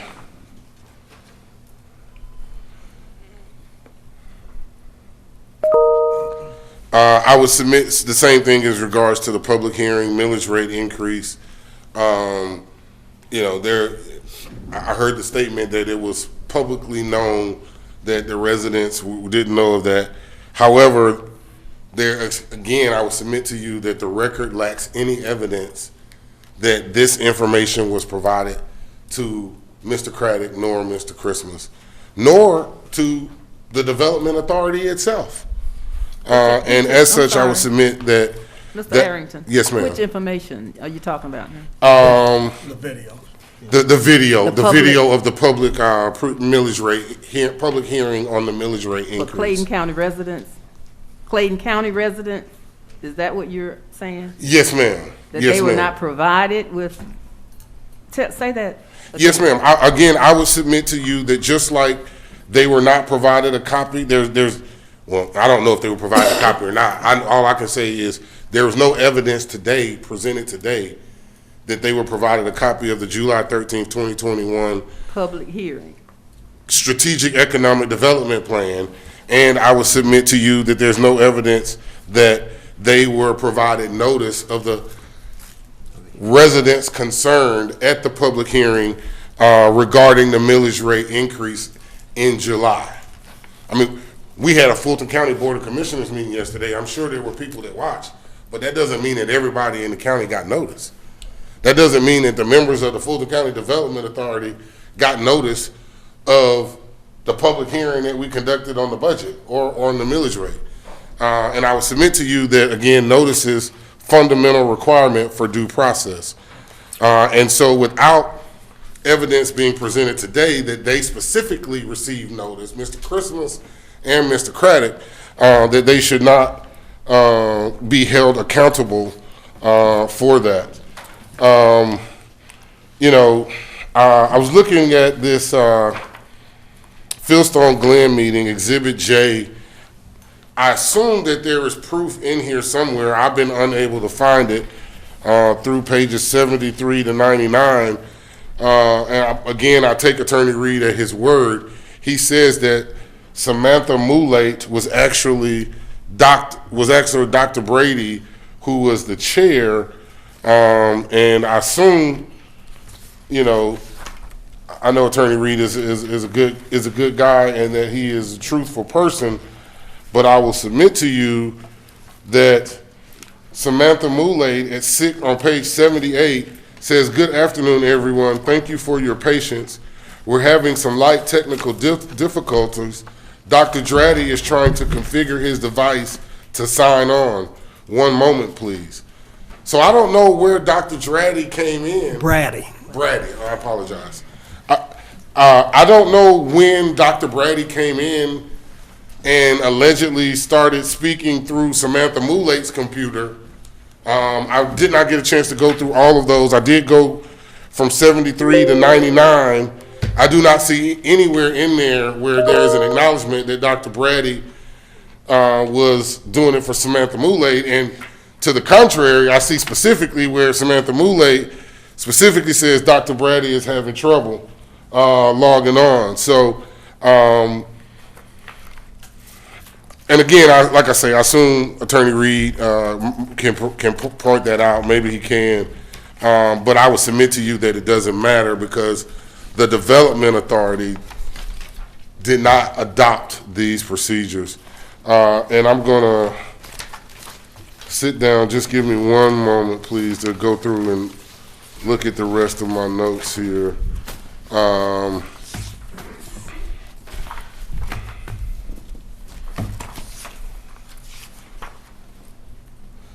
I think that's all that I have. Thank you all for your time today, and I will sit down and be quiet. All right, are there any? I'm sorry. I do have a few other items that I do need to get in.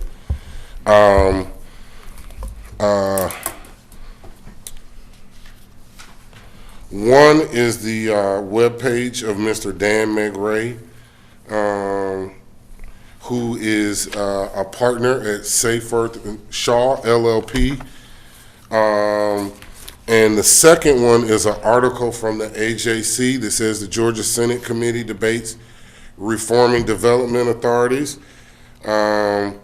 and it is where Mr. Dan McRae actually testified before that committee.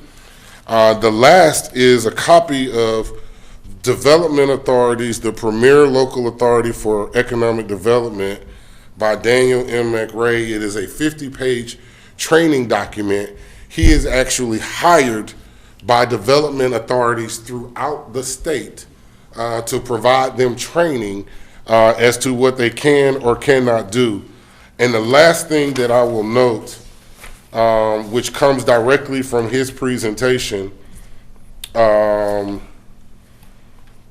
Just for sake of, I mean, I will let him say that, but for sake of just perfecting any reference, I mean, any record, that I would object to the submission of any documents that were not properly authenticated. So, but you can say what you need to say, but I just want to make sure that if there is an appeal, that is noted for any later consideration. all right, well, I guess there are a lot of things. I object to the reference of from the transcript saying that the lady was speaking, that Dr. Brady was speaking on her behalf or in her stay, when there is proof that she was there and she said Dr. Brady is having trouble. I'm going to worry about those objections, but what I think is most important in this presentation from Dan McRae, again, who trains the all development authorities throughout the state. He's hired to train the development authorities throughout the state, and Michelle Youngblood, the attorney for the Development Authority of Clayton County, hired him to train Development Authority board members Craddock and Christmas. And I'm just trying to find it. Give me 1 second.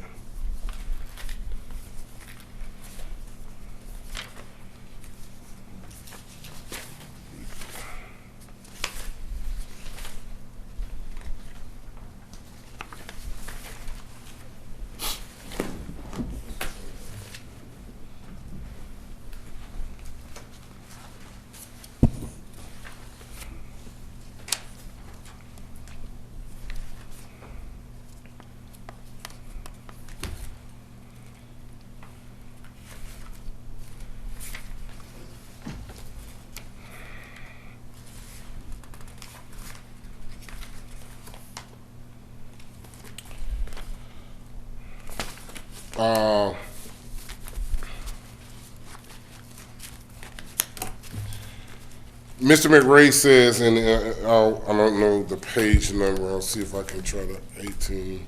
Looks like it's page 27. Just before you say, just so I'm perfecting, to the extent that he is telling you about something that someone else said in a document, I don't believe that will be something that you all can properly consider, but I'll let him go ahead and put it in, and then a judge can determine whether that is something that is properly part of the record. Well, so I will make the same objection about the documents that he has, the transcripts, where he's telling us what Dr. Brady and Samantha Molte said. I mean, I will submit to you that you can't do it for one side and not do it for the other. I have a certification for all the documents. All right, please proceed. Okay, so the statute, this provision says, can Development Authority board members be removed by its local government? For statutory development authorities, there is no removal provision. The bylaws can't provide for removal. For constitutional development authorities, you have to check the local constitutional amendment and local acts, and violation of code of ethics can lead to removal by governor. So those are the three ways outlined by Dan McRae. And had we been provided the proper 30-day notice, I would have subpoenaed him and had him here so he could have testified to it himself. So I will submit these three documents along with the deck that you already have as the documents from our side for evidence. Thank you, Mr. Chair. All right, are there any questions for Mr. Arrington? Yes. Commissioner Davis. I'll start with, I've looked on page 87 with who's using the computers, and I do see where DC, it says DC. All right, Troy, we have our chair on board now, Dr. C.H. Brady. That's on, at 1629 on page 87. And then on page 88, under the Samanetha Malati, sorry about that, I'm having some problems in the office here with a computer signing on to the Teams. So I had to kind of grab some beneath this phone from her. So that right there, Dr. Brady is there. My other question becomes, and I guess I don't know which one of you all is this for, but as far as the urban redevelopment being the 10 days and the development authority removal being 30 days, and I guess it's to Attorney Reed. Attorney Reed, which one of these are we looking at? Are we looking at both? And are we out of compliance with either or? If I can, Go just ahead. briefly before he answers that. Yes, sir. On page 87 and 88, there is nothing from Ms. Molte that says, hey, this is Dr. Brady, I'm using Ms. Molte's computer. Correct. So there's nothing that to indicate to me or anyone reading this that would in fact be Dr. Brady on page 88, other than Samantha Molte, particularly given that at 6:21, she said he's having trouble logging in. Correct. But your client DC says we now have our chair on board. Yes, but it doesn't indicate where he is or who's speaking for him or whose device he might be using. So just to kind of answer that question, the certification from the Development Authority says that everything, the transcript, who was talking, when and where, has been certified by the Development Authority through their secretary. And all of that, the entire documentation that was provided to this board from the Development Authority, because these are records that Mr. Christmas and Mr. Craddock both saw before they came to the board. So if they had an issue with it, they could have done something about it in the letter they sent to you, but they did not because they know the answer, that the information there is correct. But to answer your question, Commissioner, the issue, the issue, I want to kind of talk to a couple of things. The 30-day... Hold on a second, Mr. Reed. I don't want to keep jumping back and forth. All right. So I'm going to call you back up in a second. But as far as Mr. Arrington goes, from what he just presented, are there any questions specifically for him in reference to his presentation? Let me see where I have. We have this incident, this transpiring on August 8, 2024, this meeting. But I'm looking back at the records, and if you can explain, I guess, how they're not involved. Mark Christmas has been on the board since 3/2 of 2021. Donald Craddock has been on that board since 1/17/2023. So going into that, I mean, granted, the chairman's name is also on this IGA, but we're not, but we've spoken about it. So we're saying we're not privy or we're not knowledgeable or associated with that document? So I'm not saying, well, as far as the economic strategic plan, I do not know that there was any evidence presented that they received notice of that. I understand that. I'm speaking more to the IGA. So as for the IGA, yes, sir. They may be members of the board, but they are not parties to that agreement. The party to that agreement is the Development Authority, and the Development Authority complied with that agreement because it did not even accept the proposal. They couldn't even get a second. Okay. My next question would be on your definition of misfeasance, where you put many of the different definitions, I guess 3 different groups down to define it, or defining points. Misfeasance, improper performance of an act that a person may lawfully do resulting in harm or damage. I would beg to differ a little bit that, yes, Clayton County's reputation was damaged. Clayton County ability to attract other businesses based off of this was damaged as well, considering, if you go look at the Secretary of State, Pro-Clay was created 8 months after Mr. Craddock was appointed to this board. So I think there has been some damage, it might not, it's not a monetary damage directly to the county, but there's still an indirect damage that has been done to Clayton County. And it's in our ability to do business. I would submit to you that perhaps if they had not properly and legally disclosed under the Georgia Safe Harbor provisions their conflict, and had they not properly and legally recused themselves from attending the meeting on August 8th, that perhaps if those two prerequisites had been met, and if the board had actually adopted it, then there would have been, there might have been some harm to the county. But I think you have to have all three of those first. Okay. And before there is any harm. This was a proposal that was made to a board that failed to get a second and wasn't approved. I make proposals all the time at the Board of Commissioners meeting. Some of them get approved, some of them don't. But I would submit to you that the fact that someone submitted a proposal to the chair met with the developer, decided to put that item on the agenda, because the individual members don't have the authority to put items on the Development Authority agenda, right? It wasn't put on the. There's no evidence today that these items were put on the That is going to be my next question. Urban Redevelopment Agency agenda, right? This is a Development Authority agenda. So the fact that the chair made an independent determination after receiving the proposal from Craddock and Christmas to put it on the agenda, and it looked like, if I'm correct, it looked like the chair made a motion to approve it. Correct, but I guess this is, forgive me for my ignorance on this definition, but to me, if I brought something to be placed on the agenda, it is now before that board to consider, which means that business is now official business for us to consider. I think it has to first make it to the agenda. The chair could have determined that it was not worthy of putting on the agenda. Okay. The chair could have determined that it was not worthy of putting on the agenda. Correct. And not put it on the agenda, and it wouldn't have been even there to vote for. But in this case, he determined that it was worthy of bringing forward, which arguably could be misfeasance. But let me just say this, though, if I heard correctly, the chair said he voted on it, made the motion for discussion purposes. And that doesn't necessarily indicate to me that he's in agreement with it.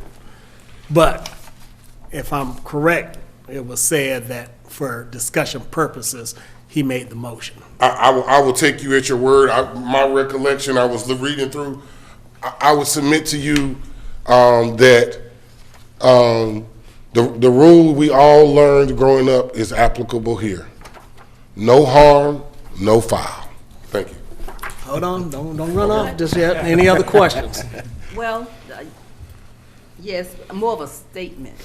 You said intentional. You mentioned that a couple of times. And according to the information we've received, this was very intentional. That would make to bring something to a board. You are a board member, a Clayton County citizen representing others, and I have a problem with somebody even thinking of taking away over $400,000 a year in taxes. And I think that was very intentional. It may not have made the vote, as you have mentioned. And the part about bringing it, and I guess, well, the chairman has spoken on that, because there are times when I'll mention to him, you know, about bringing things before the board, and if somebody asked him to, and he said, well, I'll bring it before, and it's up to you all to decide back, you know, whether we voted up or down, which does not mean that he's for it. It's for us to decide. But I think that because of these members, these two board members, DC Craddock, as he's referred to in here, and Mark Christmas intentionally brought something that will be harmful to the citizens of Clayton County. I would agree with you that it was intentional, but I would submit that misfeasance is unintentional and that the board, through its attorney, is claiming that these actions were misfeasance. Intentional malfeasance and nonfeasance are both intentional.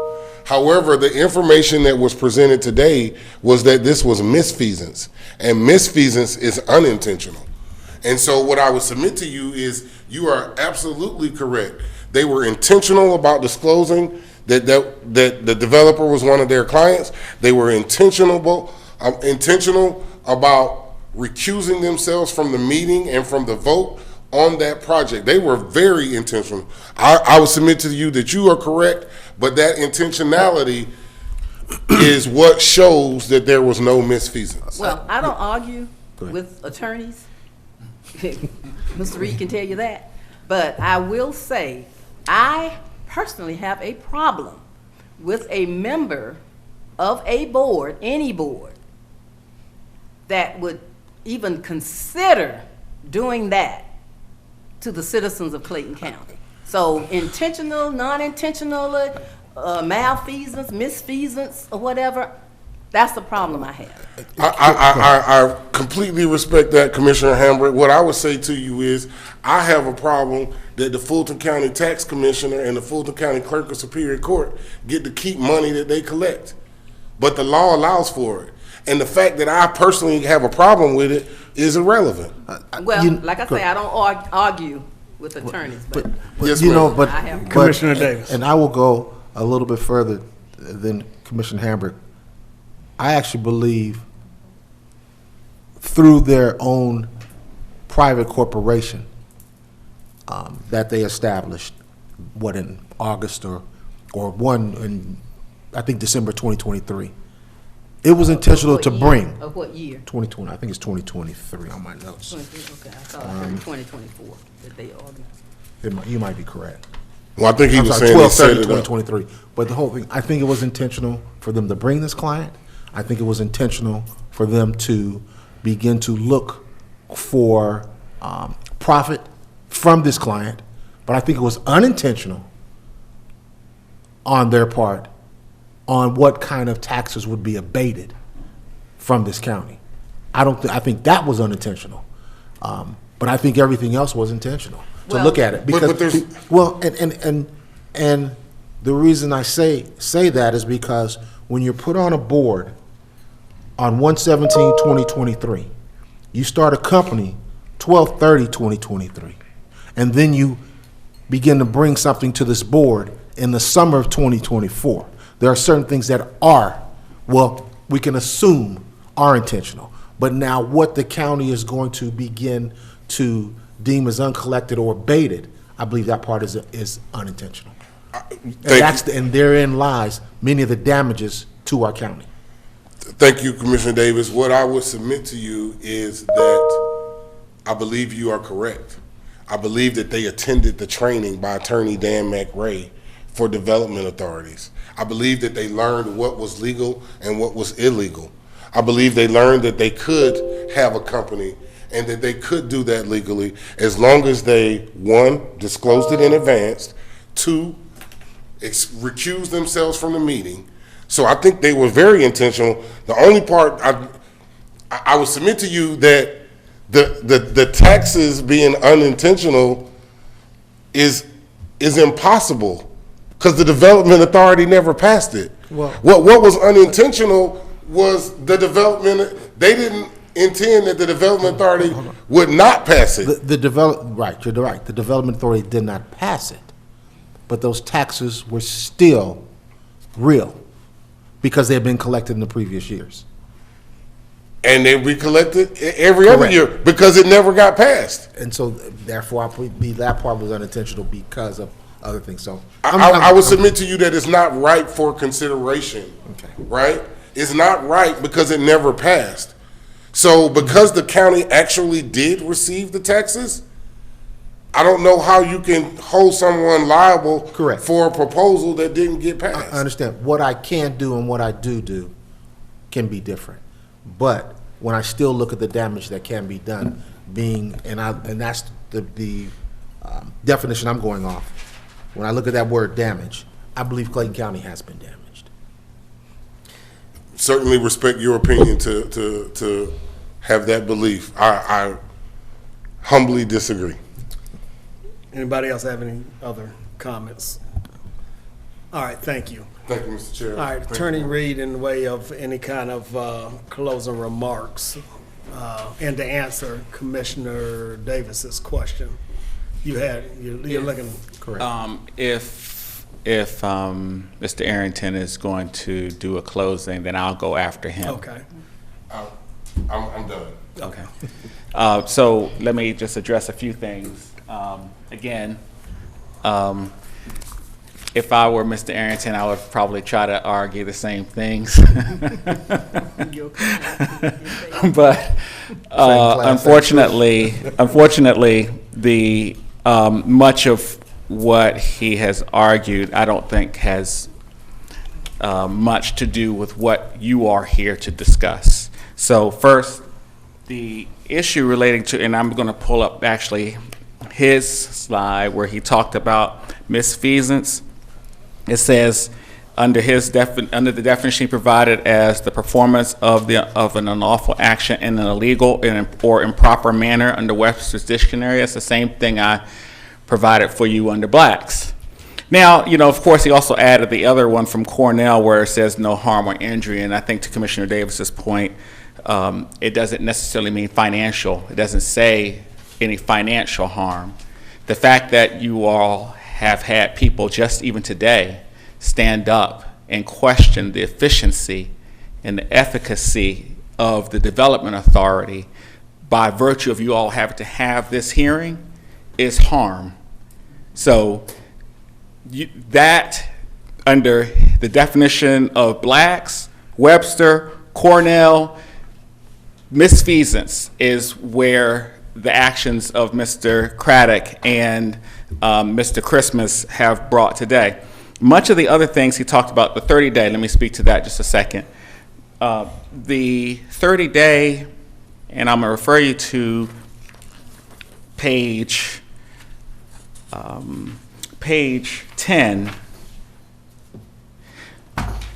So page 10, which talks about duties, officers, and it says the provisions of 4510.3 and 4510.4 shall apply. 4510.4 talks about code of ethics for members of boards of commissions and authorities, hearing notice, removal of member from office. That's where the 30-day notice comes in. Upon formal charges being filed with the governor relative to a violation of Code Section 4510.3, if you look at the previous page, 4510.3 is a code of ethics charge. This is not a code of ethics issue.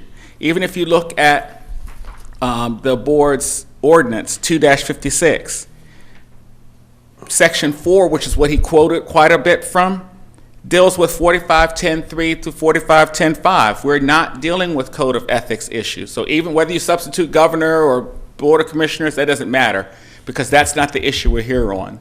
The only issue we're here on is under subsection 3.1, which is there misfeasance? Get us right away from malfeasance, nonfeasance. I mean, admission to, well, this should be malfeasance versus the other.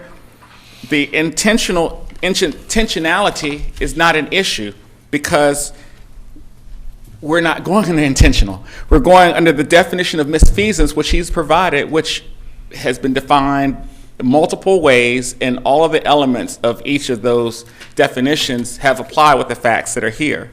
The other issue is that Mr. Christmas and Mr. Craddock are not parties to the agreement. That's a red herring. We're not suing them or asking for breach of contract. What they're here for is, as members of the authority, they have an obligation to uphold. The authority is not a fictional entity.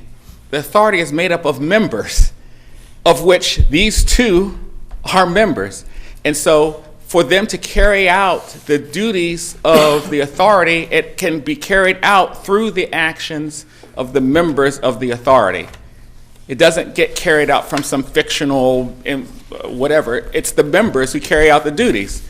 they failed to carry out their duties as members of the authority, which is why now had the authority voted on it, then maybe more people would be sitting up here.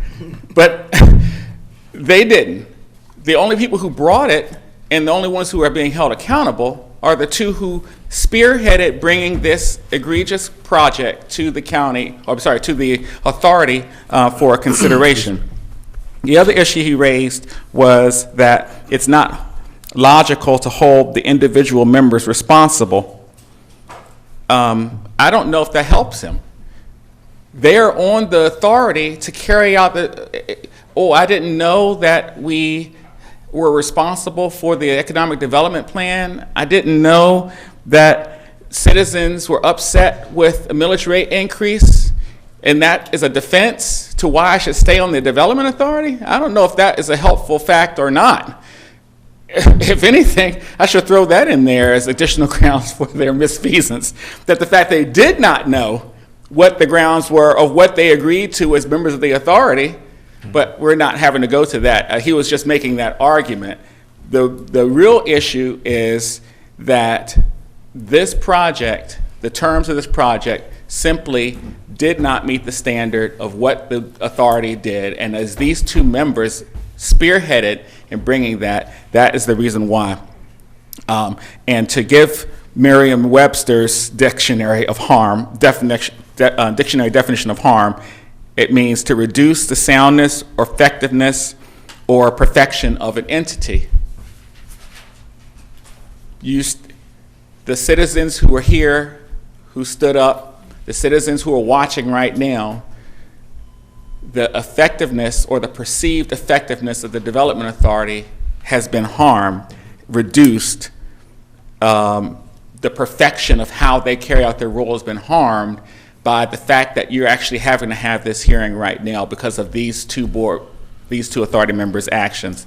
And so, for the reasons that I stated before, that I just would say that there is sufficient evidence for this board to order the immediate removal of both of these members. All right, thank you both for your presentations and submittal of exhibits. At this time, I will ask for a motion to go into executive session under litigation to discuss the matters further. So moved. Is there a second? Second. Those in favor, aye. Aye. Opposed? It is unanimous. We stand in recess. All right, is there a motion to reconvene? So moved. Is there a second? Second. Who made the second? Who said second? Commissioner Allen. All right, those in favor, aye. Aye. Opposed? It is unanimous. All right, in this matter, is there a motion? Yes. Yes, Mr. Chairman.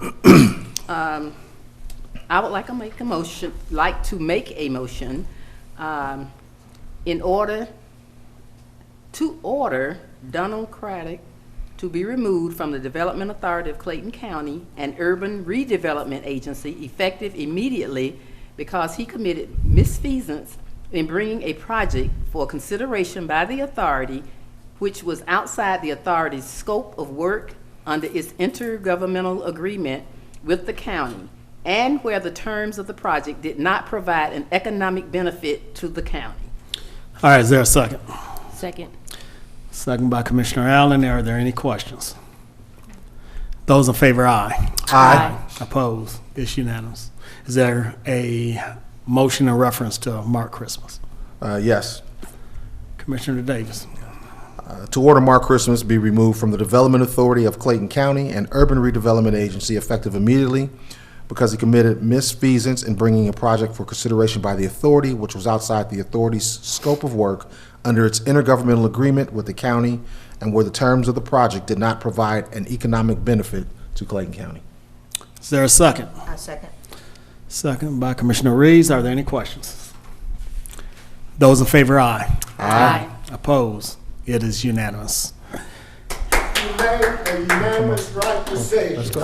All right, is there a motion to adjourn? So moved. I'm sorry. Before we adjourn, what's the process now? What's the next steps, Mr. Reed? What I will do is I will send a letter or actually I'll draft a letter for the clerk to send to both members, letting them know the board's decision, and then they can determine what they're going to do from that. But effective as of now, they will not be. I'm sorry, will a letter be also sent to Chairman Dr. Brady? Yes, I'll make sure that, Please. that he's CC'd on that letter. Okay. All right, is there a motion to adjourn? So moved. I'll second the motion. Are there any questions? Hope not. Those in favor, aye. Aye. Opposed? It is unanimous.